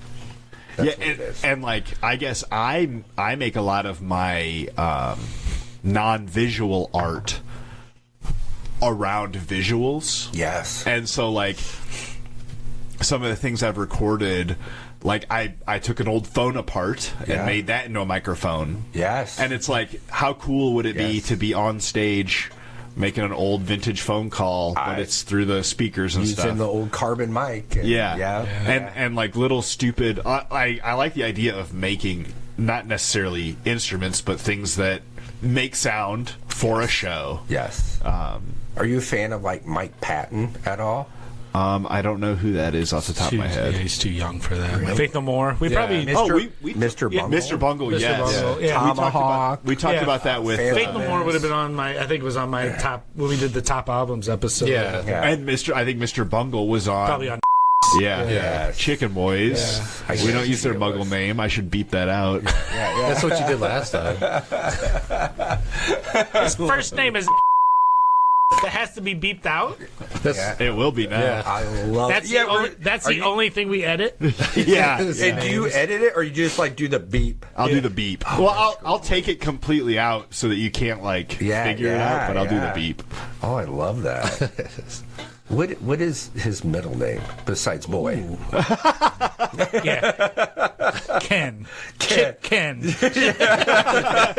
Yeah, Boy is his last. Chick Ken. Ken. It's Ken. Boy. Kenneth. Ah, yeah, I knew that. Kenneth. Chick. Boy. Kenneth Boy. Boy. Yeah. Okay, I like that. God, that's good. That's good. I like that.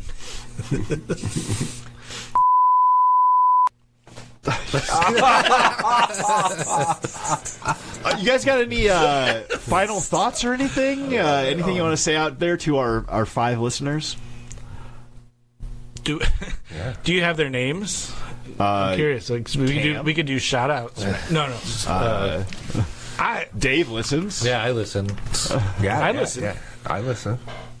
Believe it or not. Not as regular as I should, but Yeah. so. I mean, I always love it when I get to come back and do this once a year. It's always fun to tell my wife, I'm going to record a podcast today, like I'm something important. Yeah. You know, I got a podcast. People need to hear my thoughts. Come down to the studio. Yeah. That's another one, too. Like, I won't be home. I gotta go. We're going to the studio tonight. Yeah. You know, It's kind of badass. it's another one, too. Yeah.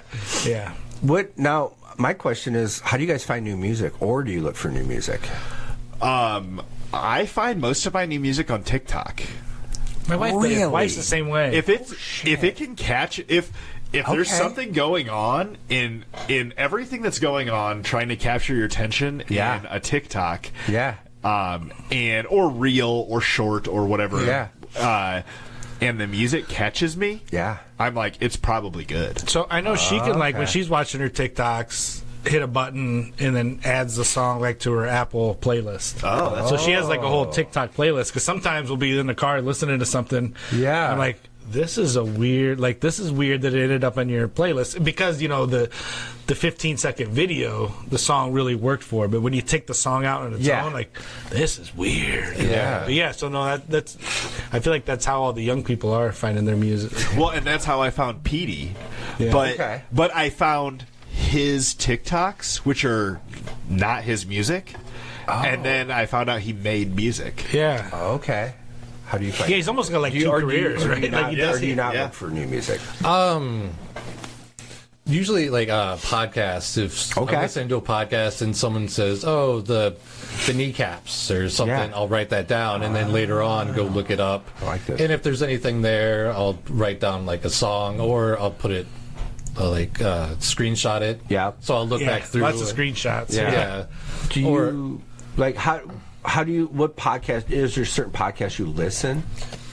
I listen to a lot of comedians, but then some of them there's like Ian Fidance. He's really into the... He gets dogged on so much on the internet. Yeah, but he's really big into like the ska scene and the punk rock. Oh, if he's into ska music, he should get bullied. But he'll like bring up like some deep cuts, and I'll write that down, and I'll go check it out. And then YouTube or whatever, then there'll be like similar artists. You also might like. And I'll go down that rabbit hole. Do you let the algorithm take over sometimes? Like, Sometimes, Yeah. or like I watch a lot of like indie movies, and if Yeah. there's a good song, then I'll do the Sound Hound or make Google look it Yeah. up for me and Yeah. see it that way. Matt, movies are long TikToks.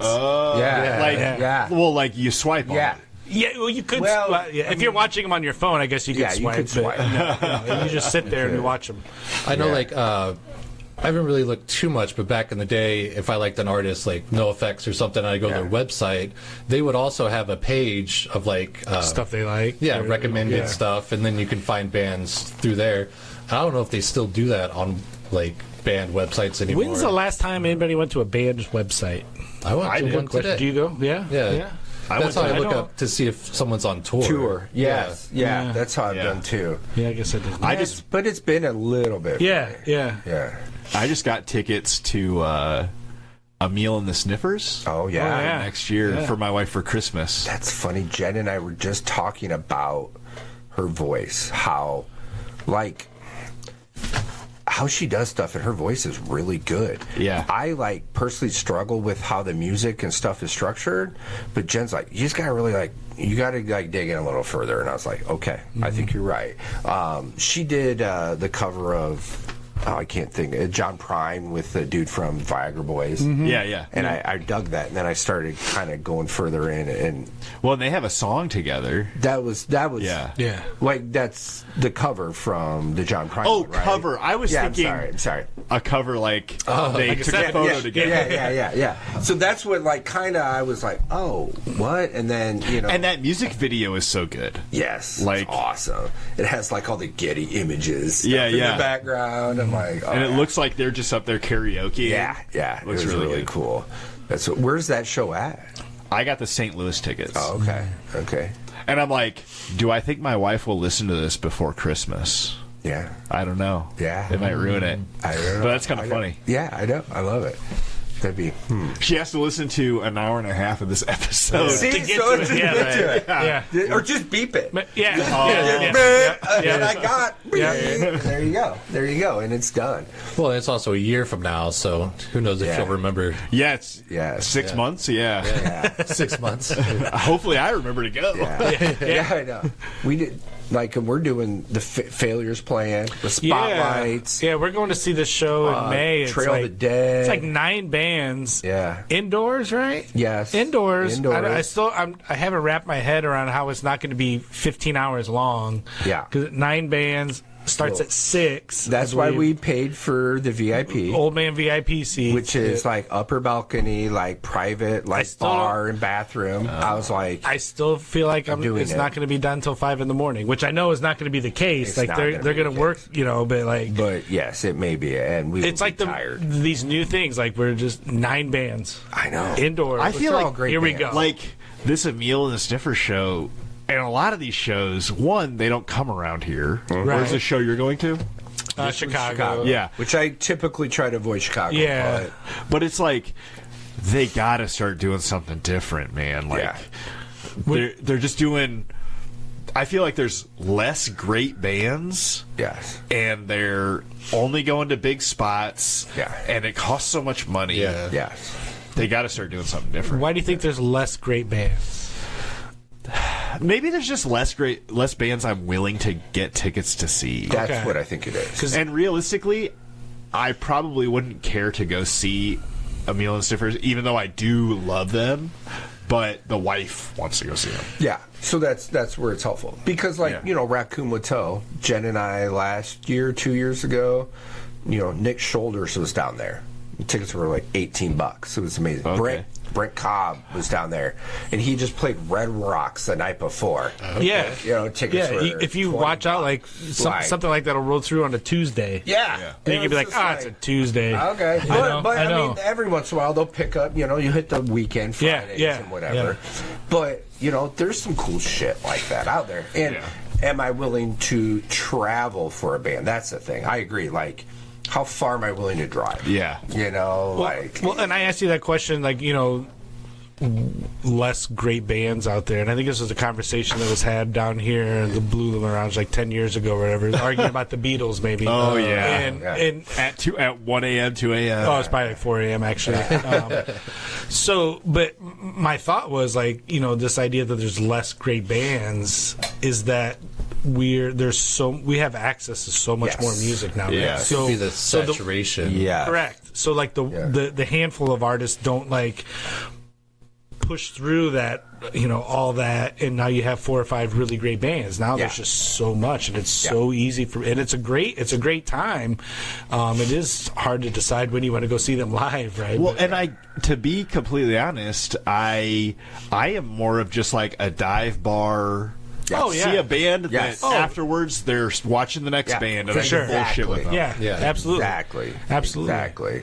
Yeah, I'm not a big arena, like my wife talks about when she was like before we met, in her late teens, early 20s, she was going to like Ozfest and stuff. Yeah. And I was going to standard shows and after dark shows and shit like that. Like that was just a big difference between the two of us. I don't know if I could do a festival now. I don't know if I could I did Ozfest back in it was when Ozfest and Warped Tour combined in Alpine Valley. Tool played, Reverend Horton Heat was on and then Melvins and Deftones and Snot, Limp Bizkit, and it was just so fucking overwhelming. I would go watch a few songs here and then over here, and I was like, I was young. I think I just graduated high school, so I had been 99, 98. I graduated in 98, and I was like, this is fucking terrible. Yeah. That was one of the last time I did a fest like that.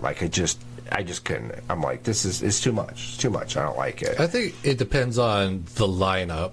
Because if there's only 2 bands you want to see, then you have to wait around all day. Yeah. Especially if one plays early and the other one's the closer. Then you're just buying overpriced beers and just hanging out. And it's 90 degrees because it's July. And and then you're waiting in line for porta potty. Yes. And Dave, you went to podcast Dave. You went to a couple of festivals pretty recently with your daughter. Yeah. And I feel like the way you talk about How old's your daughter? I'm sorry. She's 21. 21. Okay, so she's older now. Yeah, so did you do Lollapalooza or did you do Riot Fest? Yeah. Northern Invasion. Yeah. We did a Slip Fest or Not Fest. Not Fest. What's Northern Invasion? Was that? It was up in was it up north? Minneapolis. Okay. Yeah, Was there an invasion in North? Yeah, and that one was Tool. Pretty much went to go see Tool, and then there was some other bands like Anti-Flag, and that one was pretty much we're just going to see Tool. Yeah. And there was Alice in Chains and some other bands that had dead lead singers. The dead lead singer stage. Here's Alice in Chains, Stone Temple Pilots, That's exactly. Soundgarden, and Nirvana. Let's keep going. And But and that one wasn't too bad. And Riot Fest was okay, but I felt like Riot Fest was more collecting your playing cards. Cool, I saw Rancid, I saw check the box. I saw Mighty Mighty Boss Tones. Because we went to see Metallica and Pantera opened for them, and I wanted to show my daughter Pantera. Yeah. But when you're up at Soldier Field, way the fuck up here, it's not the same as when I saw Pantera. Like Pantera on Ice at the Mark. Were you at that one? Yeah, I was at that one where they ripped up the... That started. I have a fun story about this one. Yeah. So you were at that show? Yeah. So my buddy, Steve Knapp, we had been drinking Black... We don't edit those names out, but we edit out... No, you can beep it. We were at that show, and my buddy was like, hey, I think the ice is under here. And I was like, no, it's not. And he's like, no, I really do. Yeah. And he's just kind of one of those spazzy dudes. And we were in high school and younger, and we'd be drinking Black Tooth Grins all night. And I remember I was taking a piss, and I broke my belt, and I was like, fuck. And I'm like, okay, I gotta be mindful of now my pants are gonna fall down. Yeah. So I'm shit faced and at this concert, and he starts pulling on the floor, and I was like, dude, stop. And he's just one of those dudes that's your light switch would work fine in your room, and he'd come over, and all of a sudden you're like, dude, what'd you do, sir? I don't know. And I was just flipping with it. Just breaks it. It's just oh my god. And I remember being adults later in life, and he was like throwing the ball with the kid and like knocks the fence panel out. You know, it's just like stuff just breaks. You know? And he's pulling on the floor. It's like, dude, stop. And he's like, whoa, and he pulls this thing up, and I'm like, oh my God, it is ice. Well, that hockey ice is crazy slick. You don't realize how slick that is, especially if you've been drinking Blacktooth Grins and you have like combat boots on from Goodwill, and instantly like down on the floor. And then people see we pull it up, and another piece goes up, and another piece, and we're passing them, and then it's Pantera on ice, and like my ass was just black and blue for like a week from just like trying to stand, because the mosh pit's still happening, but more of it's going up. Oh, it's ridiculous. It was ridiculous. Yeah, I think they got fined or something. Did they? All the ice got broke, and they had like... Yeah, I imagine. I don't know how you Zamboni your way out of that one. Right, it's all fucked up. Yeah. So you were at that show. Yeah. So seeing Pantera like that... is a way different than seeing them at the nosebleed at Soldier Field. God. Yeah, because I'm like, oh, we could probably get down there. Yeah. But post, whatever, 9/11. Yeah. When I just see all the orange shirts at all the entrances and exits, I'm like, that's way too much security. Yeah. Because I saw a Slipknot at Ames, and me and my friend bought a seat right in the corner, right next to general admission. Yeah. And as soon as the guy watching the stairs turned his back to yell at some other guy, jumped around. Just jumped, and we're gone. We're in the crowd. It's always like, elderly people and stuff. They don't give a shit. You just like, come on. Yeah, they're volunteers probably. Yeah, because that one, like, it was a lady, and this girl came down and got in her face, and the lady pushed her halfway up the stairs, and everybody was like, okay, go. Yeah. The guy at the bottom turned around and tried to clothesline the people, so then there was like a pile up on the stairs. What? I just like leapt over everybody. There's like people just jumping. Yeah, and then you just disappear into the crowd, hit the mosh pit. I think I stole a guy's sweater. Yeah. Well, and that's why, like, I really like the black shirts. It's rare that I don't have a black shirt on. Like, like have the black shirt uniform because then you just blend in. You just blend in with everybody. You duck your head. You get in between a couple people, and you're just in the mix right in there. And whatever. Then. Yeah, because when we went to Knotfest, like Slipknot was about to play. And we, like, wanted to get up there into the pit because my kid was like, I want to mosh. I'm like, all right, I'll show you. At 21? Yeah. She's like, let's go. So we're, like, sardining and we're getting our way in. There's an old guy behind us. He starts yelling, you guys should have been here sooner. Like, this is our spot. Get to the back.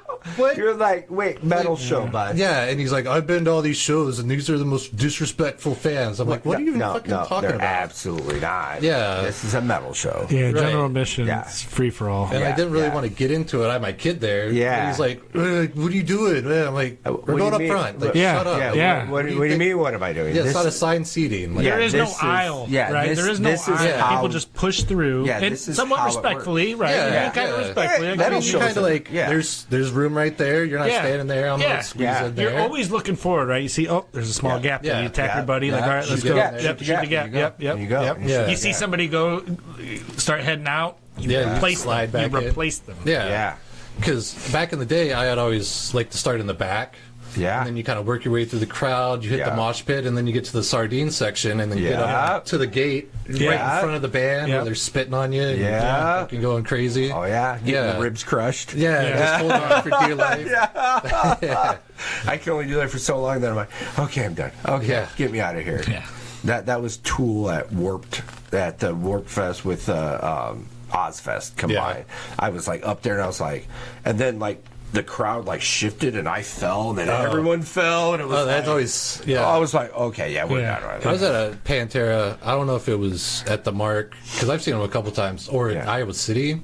Yeah, but I was in a crowd. Suicide Notes Part 2 came on. Everybody closed in. It was Sardine. And I had Vans on. And I remember being like off my feet, lose my shoe. And then off my feet and then land right on my shoe and be like, fucking got it back. That's why you wear combat boots. That's to tie them up. That's the but just that's why I was so nervous because my belt was broke because I was like, I'm screwed. And you're just at the mercy of people swaying and trying to stand on your feet. And, Oh, yeah. But I don't know. Yeah, I like that aspect of it. Will you go get in the pit with your daughter right now to this day? No shit. We got in the pit. was like a huge ass smile on her face. Wow. Yeah. I'm like, no. Yeah, I think I would get to the point where I start to see the mosh pit, right, where people are still just standing. Yeah. And then get scared of that. Yeah. You know, I want to be have like PTSD from remembering getting too far up front. All of a sudden, like you get hit in the head with somebody crowd surfing. You get a big because you're not looking behind. Yeah, big old Doc Martin like clocks you right in the head. Right. Dude, Evil Jared from Bloodhound Gang kicked me in the head at the Roar tour at the fairgrounds. I was, of course, high school drinking because, it's the 90s, Wild West.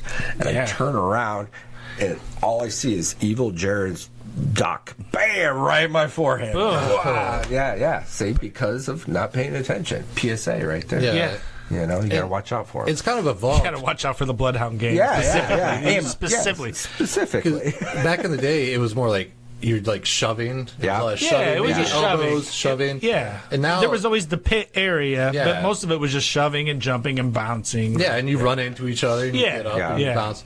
Now they like to do the circle pit. Yeah. Where they just kind of which is actually an old school 80s thing. Really? Yeah. The circle pit is like hardcore 80s. Like, that's like throwback a little bit. Okay.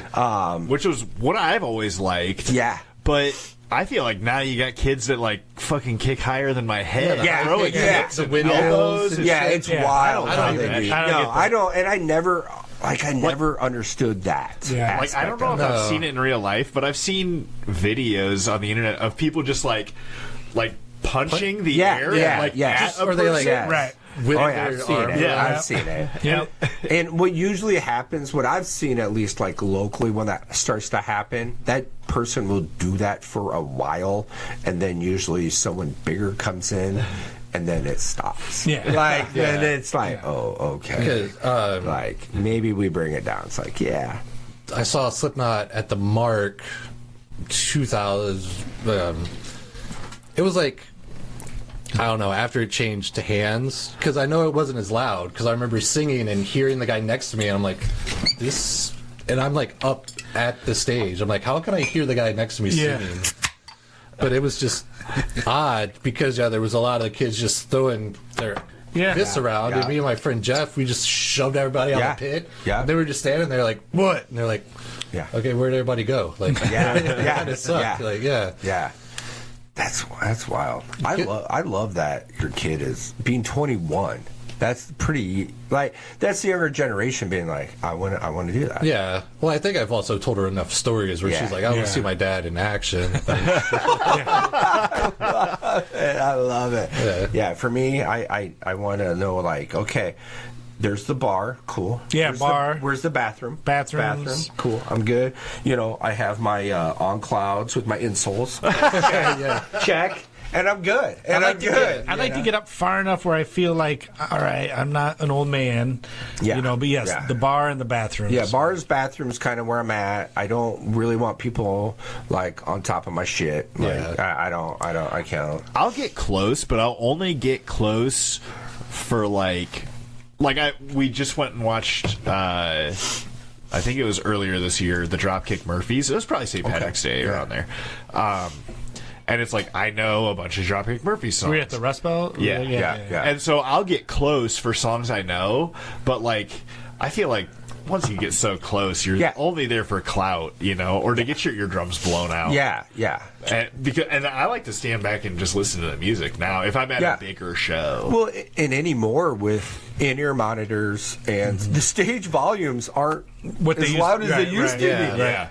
Used to you just get blasted, and now anymore it's like it's so maintained, and really being out back closer to the sound booth, that's your sweet spot. Yeah. Like that's where it's going to sound. Do you know who runs sound at the Rust Belt? Chicken Boy. God. I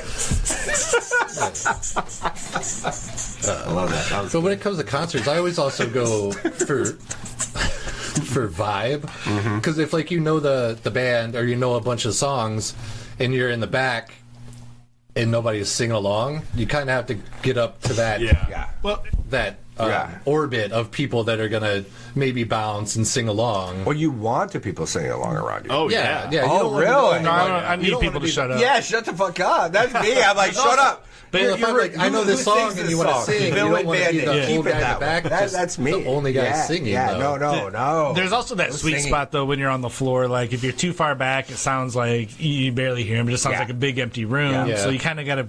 I like to push forward to where like, oh, okay, I can start to. It's a little bit clearer here. I can, Yeah. and then I can hear Dave singing next to me. What was the last show you were at? Any show. I'm trying to. Wu-Tang. Woot? Really? Yeah. That's the last show you're at? Yeah. You're Wu-Tang. Where at? Wherever the Bulls play. Oh, yeah, United yeah. Center? Chicago. Yeah, United Center, yeah, Chicago. Yeah, okay. When was that? This year. Oh, fuck. Yeah, some feel like- I guy. try to avoid Chicago, so I do. Well, shows in Chicago.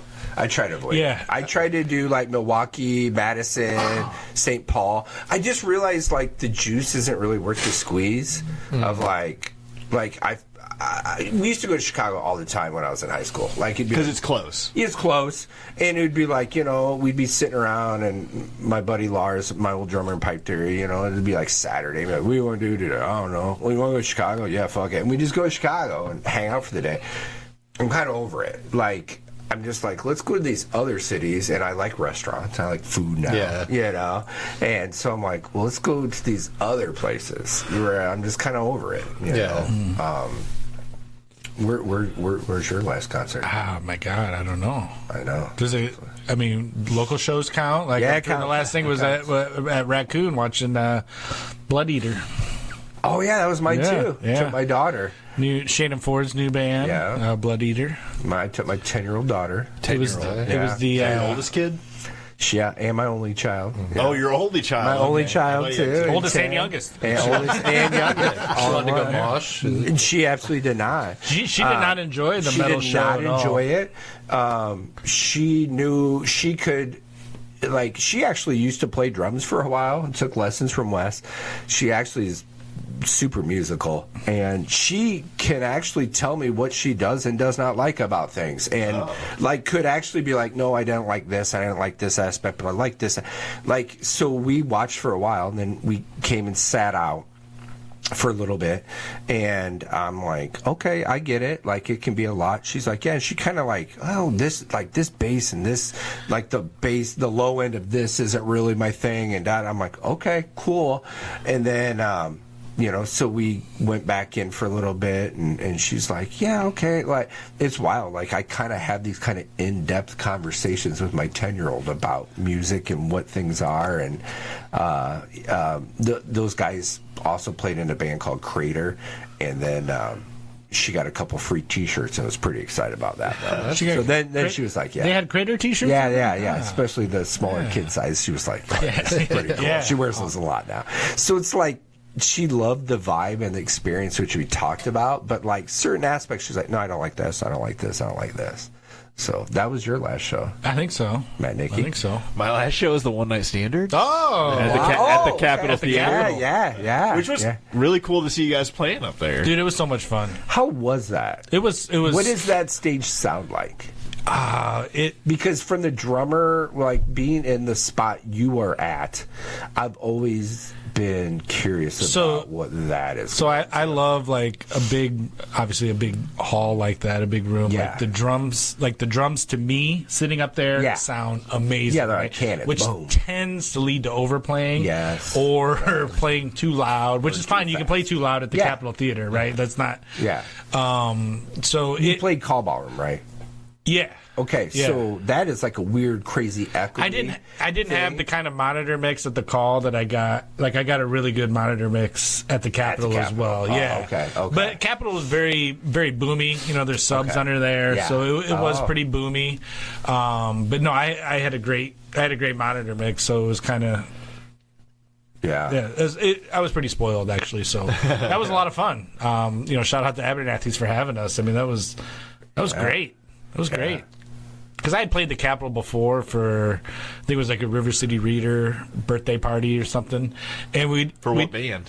It was the Standards. Oh, okay. The Standards, like 15 years ago probably, and we didn't have the same. Because the Capitol's closed and reopened I don't know how many times, so I didn't have the same kind of monitor. But it didn't feel like the same kind of production as that night for the Abernathy show. But it's definitely elevated now, I think. Yeah. And they're really putting some money Tom? into it. Is that the guy who's running Tom it now? Swanson? Yeah, Tom Swanson, I mean, he's a music head. I can't speak for anybody else who's ever ran it, but he seems like the kind of guy to put in the effort. Yeah.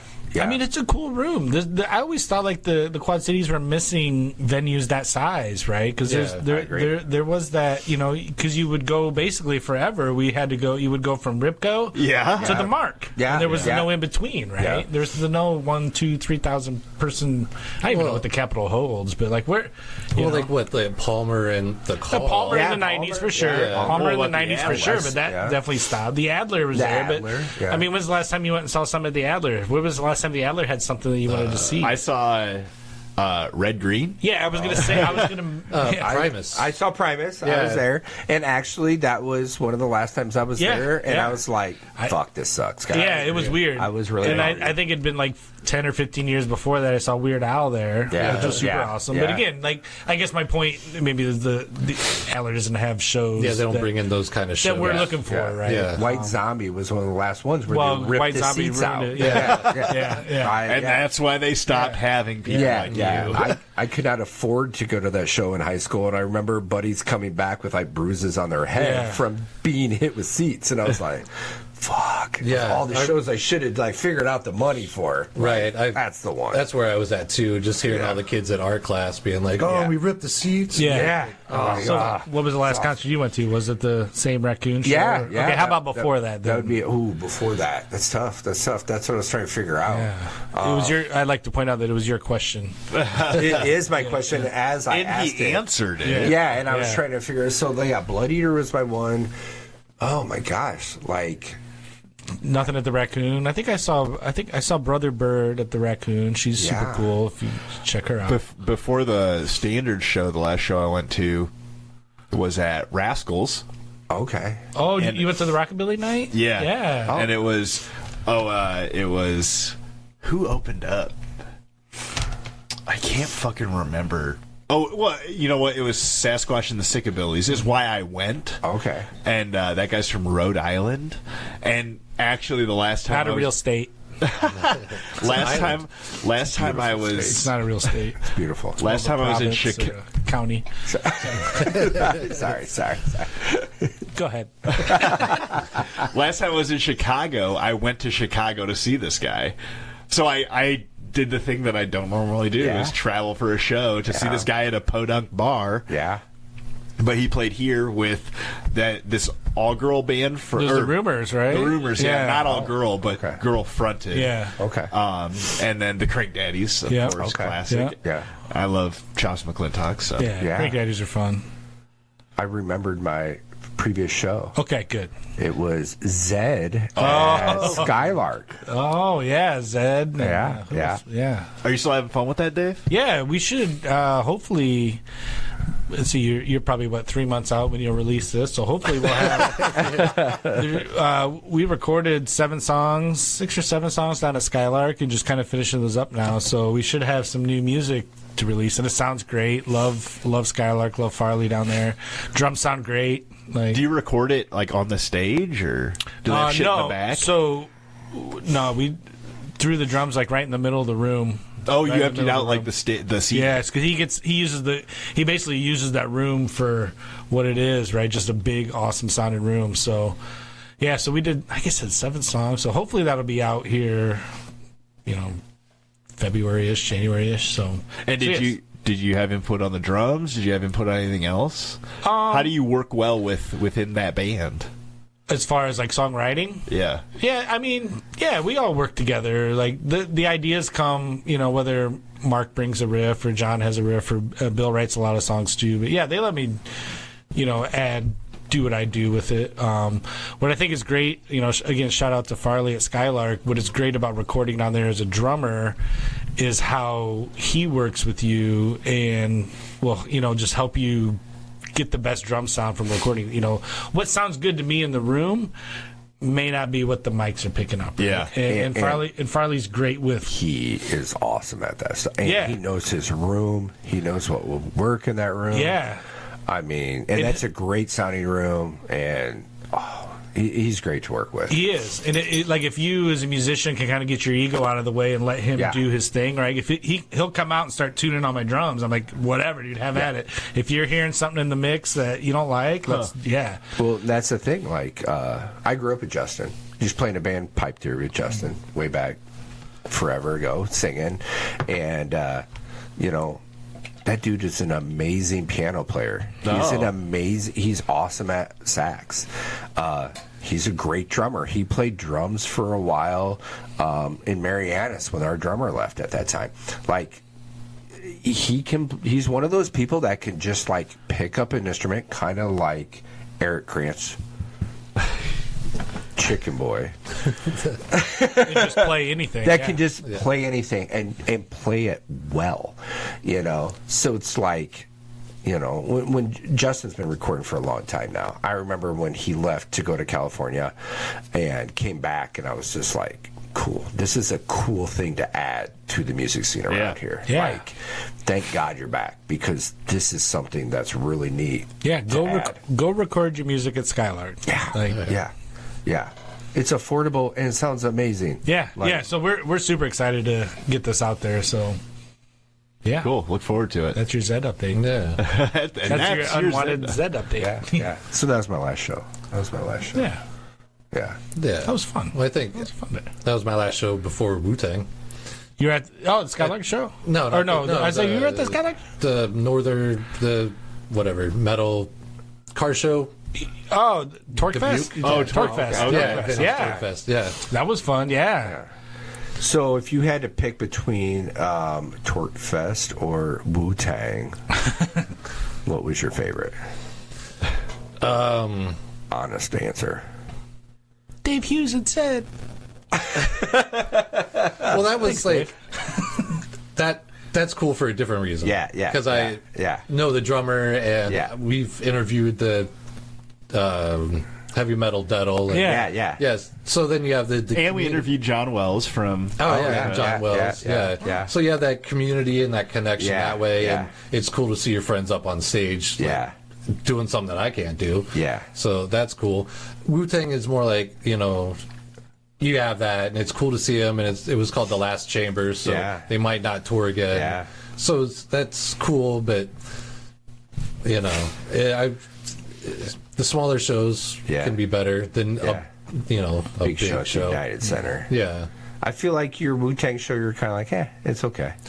I mean, it's good, and they played 36 Chambers and some other hits and stuff. Yeah.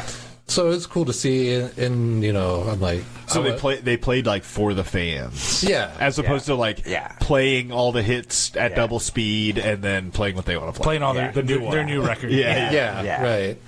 And it's cool to see those guys because like the RZA and the Jizza and all those guys, and, the Genius, and it's cool to see all those guys that I've known for a long time but not actually like seen live.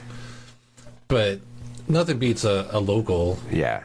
Like when I see in the Standards at the Raccoon Motel, that's a great show. Yeah. Like the vibe of that. Yeah, the vibe of that's real good, and it's a lot different when you can take a smoke break and then come back in and have conversations. Yeah. Yeah. My when I met my wife, her cat at the time, his name was RZA, and we were just talking about it. He's since passed, but he was amazing. We used to eat Doritos and beef jerky, and share. But so I was never into Wu-Tang. My wife always was, and actually, my wife used to work at a co-op in Galesburg back in the day, and then I think it was a Bongos. So her CD collection's insane, and her music knowledge is insane. Yeah. So I really wasn't into a lot of hip hop or rap or anything for a long time until I met her. Then she started showing me this stuff and then shaming me for not knowing these things, And I'm like, well, it's hard when you have limited time and budget and space. That was the thing. Like you had it wasn't like the internet now where you could just like you didn't have a ton of access. Yeah, to music. you literally had your $20 bill and you had to make a decision. And I didn't care for as much rap as I did punk rock, so I wasn't willing to buy a Wu-Tang album as much as I was a Misfits album. And you felt like you were taking a risk if you were buying something you weren't 100%. And then your friends and your group you're hanging out with, if they aren't listening to it, you're not hearing it. You know, that was the other thing. It's like, I love Pantera. I own, I think, Great Southern Trendkill. Yeah.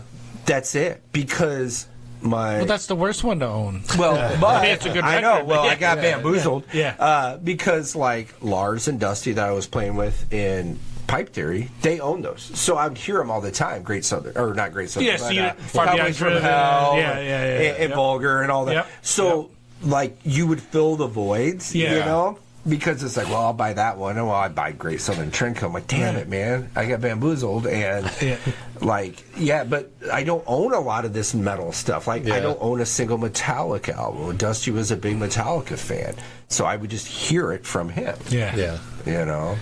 I had a roommate that played Odelay by Beck so much, right? And I was so tired of it, and I was so sick of that record. And then he moved. And I was like, I gotta go buy that record, you know? It was really.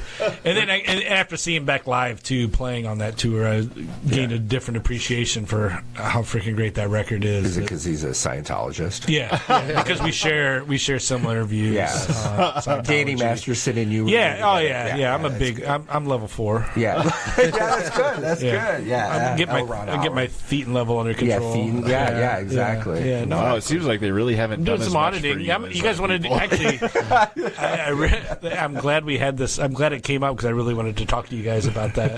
The opportunities that it presents. Oh, is it Dave? What's this pamphlet you're pulling out? Yeah. Always handing me these booklets. I owe you this money now. Beck was playing in Des Moines last summer. Yeah, with the symphony. Yeah. Yes. And I was up there for my daughter swims. Yeah.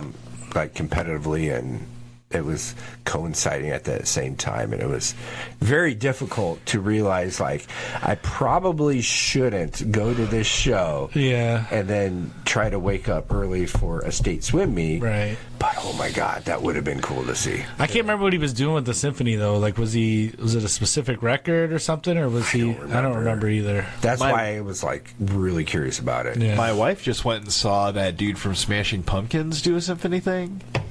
Billy Corgan? Yeah. That dude from Billy Corgan? Yeah. James Eha? Yeah. Jimmy Chamberlain? Yeah. And that's all the knowledge. There we go. Darcy? There we go. Yeah. She said it was all right. Yeah. She's not the hugest Smashing Pumpkins fan. Was he doing Smashing Pumpkins tunes, or was he doing his Wand stuff? He actually wasn't there for more than like 2 songs. Sounds like Billy Corgan. Yeah. Right, yeah. But I could see a lot of my... Like, if I was really into a band and had the opportunity to see a completely different style of that music, I would probably try to go. Because she went with a girlfriend of hers that's really into Smashing Pumpkins. Well, I don't know. That goes back to, like, the CD argument. If you're going to spend $80, do you want to see them do some experimental stuff? Or do you want to see them play the hits that you know? Yeah. Give me the hits. Give me the hits. You're right. I say that I would like to, but I don't know if I'd pay $80 for it. Yeah. I might watch it on YouTube ad-free later. Ad-free later? I know. Yeah. But I've heard, like, Weird Al will do stuff like that, where he'll be like, oh, I'm just playing all the B-sides. And if you don't know, you buy a Weird Al ticket. About this. You're just hearing all the, like, the polka songs and the stuff. Or like his original tunes. Yeah. You know? Dare to be stupid. Yeah. Which would be fine if it comes, like you buy a ticket and you get an eighth of mushrooms, then I'm like, awesome. Let's do this. This is a good experimental. Deal. Yeah, then I'm in, you know? But if not, it's like, if you want to hear, like, Eat It and Fat. Yeah. Are you thinking about your Weird Al experience? I was trying. So I think he's going back out on tour again. Yeah, like, I feel like he's coming close to here. I don't think he's coming to the Quad Cities, but is he putting out another album? Oh, he's always putting out stuff. Like, and he does less. I feel like less and less parodies, more original. Yeah. You know, there might be 3 or 4 parodies on a record now. I heard him talk. He was talking about how, like, with the internet now, there's like everyone's doing parodies. Yeah, So that's it's true like, too. There's Yeah. like a competition now yeah. that's happening. Come out so quick. Too. Yeah. So he's kind of like, but I mean, God, he's like the founding father of that, though. Yeah. You know. It's a good show. You should go see Weird Al if you've never seen Weird Al. I mean, it's a lot of fun. Have you been there once or twice? Or 3 times. 3? Jeez. Yes, 3 times. Okay. It's almost like Pearl Jam, where you've seen Pearl Jam like 8 or 9 times. I have not seen Pearl Jam 8 or 9 times. Okay. That is not true. It's more. You're more Flogging Molly. Oh my God, that's not true either. That's not true either. But you have. Do you like Flogging Molly? You Dropkick Murphy? Yeah, I like Flogging Flogging Molly. Molly. Exactly. Not as much. No, but well, I mean, it's, Yeah, they're all right. I bought a T-shirt once, and just Wurm just associated them as my favorite band. because he wore And then he it saw every day. saw him on well, I had 4 T-shirts. Yes, That was my It Tuesday was T-shirt. Flogging Molly, Yeah. Flogging Molly, Flogging Molly, I had Flogging one, Molly yeah. T-shirt. Yeah. Yeah, 4 Flogging Molly No, I t-shirts. just Yeah, had one, see? just one. 4 I'm pretty sure I may have bought it for St. Patty's Day or something too. That's what he was trying green. to tell me. It was November. Yeah. Yeah. Well, yeah. So anyway, with your Anyway, Flogging Molly, I don't remember. What are we doing now? name a Flogging Molly song. Name a song. Cut this out, Eric. No. Yeah. I mean, you're a super fan, so you should know. I'm not a super fan. I feel like there's a classic Irish There's something "Take Me to the Bar" or or something, on, or like something about a dance floor or something. Yeah. it's like play- something. Oh, Yeah. Do do do do do. There's the Carry the Flag or Get the Flag song. I See, don't know. that's what's wild to me. Like, there's some of these bands that are like that. That I'm like, people are like into them, but then I'm like, well, what's just- what or what? Let Yeah. me just What? check my text messages here real quick. Totally not looking up Flogging Molly's. Yeah, exactly. Because there's one that you do hear, St. Patrick's Day, that Yeah. pops up. Yeah, and see, I'm not familiar at all. I know that it's not really my thing. Yeah, Devil's but, Dance Floor. Yeah, yeah, yeah. Like Yeah, if I there you go. heard it, then I'd be like, oh, okay, maybe I know that. Maybe I know that. That's more drop kicks. At least their earlier stuff. Yeah, Yeah. Because when I saw them, they didn't really play the songs that I knew. yeah. So When you saw Dropkick? yeah. But they've also went through a lot of. They've been around for a members. long time. Yeah. Yeah, and I wonder if some of it was like, well, these people helped break that, so we can't play them now because they're not part Play of the band. song that was in The Departed. Oh yeah. Or the guy, they used to have 2 lead singers, so maybe those songs don't work out so much. Yeah, A lot of Would they fire one for That's a money or lot something? of lead singers. That is a lot That's of lead a lot. singers. Like, They had 2 lead singers. yeah. Yeah, at one time they did. Wow, And- that's wild. I can imagine. I can't imagine that either. You ever That's heard like 3 Inches of Blood? That's like 2 They got guys. 2 lead singers. That's like 2 guys that don't help you carry gear. Yeah, that's terrible. Hey, they're You union a like guys. drummer, two bass guys- player here, it's like, like- no, Yeah. no. They're Like pro-union. 2 guys They're that think they're the help. most important Yeah, person in the band. Yeah, yeah. And there's 2 of them. No, they're not. Singers are not carrying anything. No, sing. I think. no, No, I think they carry stuff. they do not. They do not. Hey, yeah. There was I a mean- place when I lived in North Carolina. There was a place called the Arena that had live music, and then watching the bands and then going and talking to them. Usually, it's like the bassist, the drummer. Yeah, that's what we Maybe do. the guitarist, but the carry- lead singer, they're always like with the chicks, like trying to get laid. Yeah. They're not Yeah. going to answer your They're like, questions. I just got to be with the people. Yeah. Yeah. Where'd you live at in North Carolina? Jacksonville. Okay. How long? 4 years. Okay. Did Yeah. you like it down there? Did you like it down there? I was in the Marines, so it was Okay, a big that's Marine what I- yeah, town. that's what I was so wondering. it Okay. wasn't the coolest. Yeah. Like- yeah. Yeah, because it's just like used cars and tattoo shops. Yep. Some pawn Silvis. brokers. It's Silvis. Yeah. Did you buy a Dodge Charger? Oh no, Okay. You didn't get the 32% interest rate? no, it was Where they get you? a Chevy Cavalier. Yeah. Oh, is that was that era? That's what it was. I love it. At only 27.9%. I actually got it from the bank because it was a repo job. See, so- that's the way from a military from person. some guy who Yeah, bought it. Yeah, see, way that's over, exactly- upside down on his loan. Yeah, yeah, oh yeah. I have family that live in Wilmington, North Carolina. Oh, okay. So it's like that's why I was It's right in curious that about area. that. Yeah, it's like an hour away. Yeah, that's why I was curious about that. Yeah, Flogging Molly. all right, we're cutting it here. We got to cut the people off. Thanks so much, Dave, for coming down. Check out, you probably got a Facebook or something for Zed for checking out shows? Yeah, there's a Zed Facebook page. If I was more prepared, I'd tell you exactly what it is. 'Cause I think it's like Zed138 or something. Because there's a lot of I think you're right about that. There's a lot of Zeds Zed's out dead, there, baby. Just keep an eye on Podcast Dave. He likes to share. Yeah. He does a really good job of sharing our stuff. So definitely once I'll put it on the Blue Ribbon Lounge Facebook and definitely page. once like that record's out, I'm sure we'll do some sort of CD release somewhere. So yeah. Tight. Thanks for having me. And thanks so much, Wurm. Do you have like a website or a Facebook or? What I'm doing right now, I'm just doing kind of keeping it low profile. I have a reverb store. So okay. it's No Coast, guitar and hi-fi on Reverb. I do a little bit of eBay stuff. All my local pickup stuff is through Reverb. I'm going to do the website and the whole nine. I'm actually looking at retail space and stuff right now. So Yeah, you have to let us know. yeah, but I've got the email and the whole nine. So excellent. it's just me right now. So You I'm got trying email, to, huh? I got the emails. It's a pretty big step. Email. Yeah.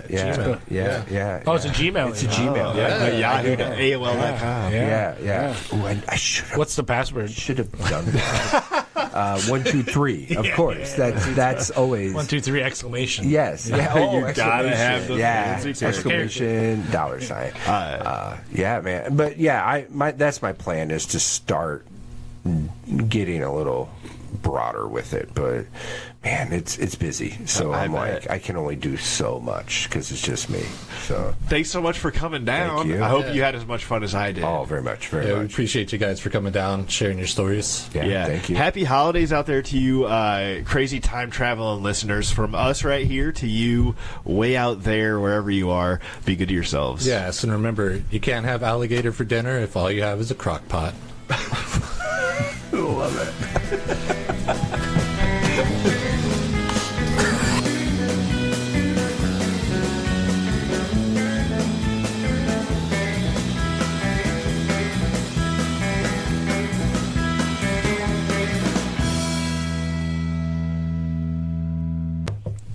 Hey, everybody. Hey, everybody. Sorry. You cut that out. Yeah. Yeah.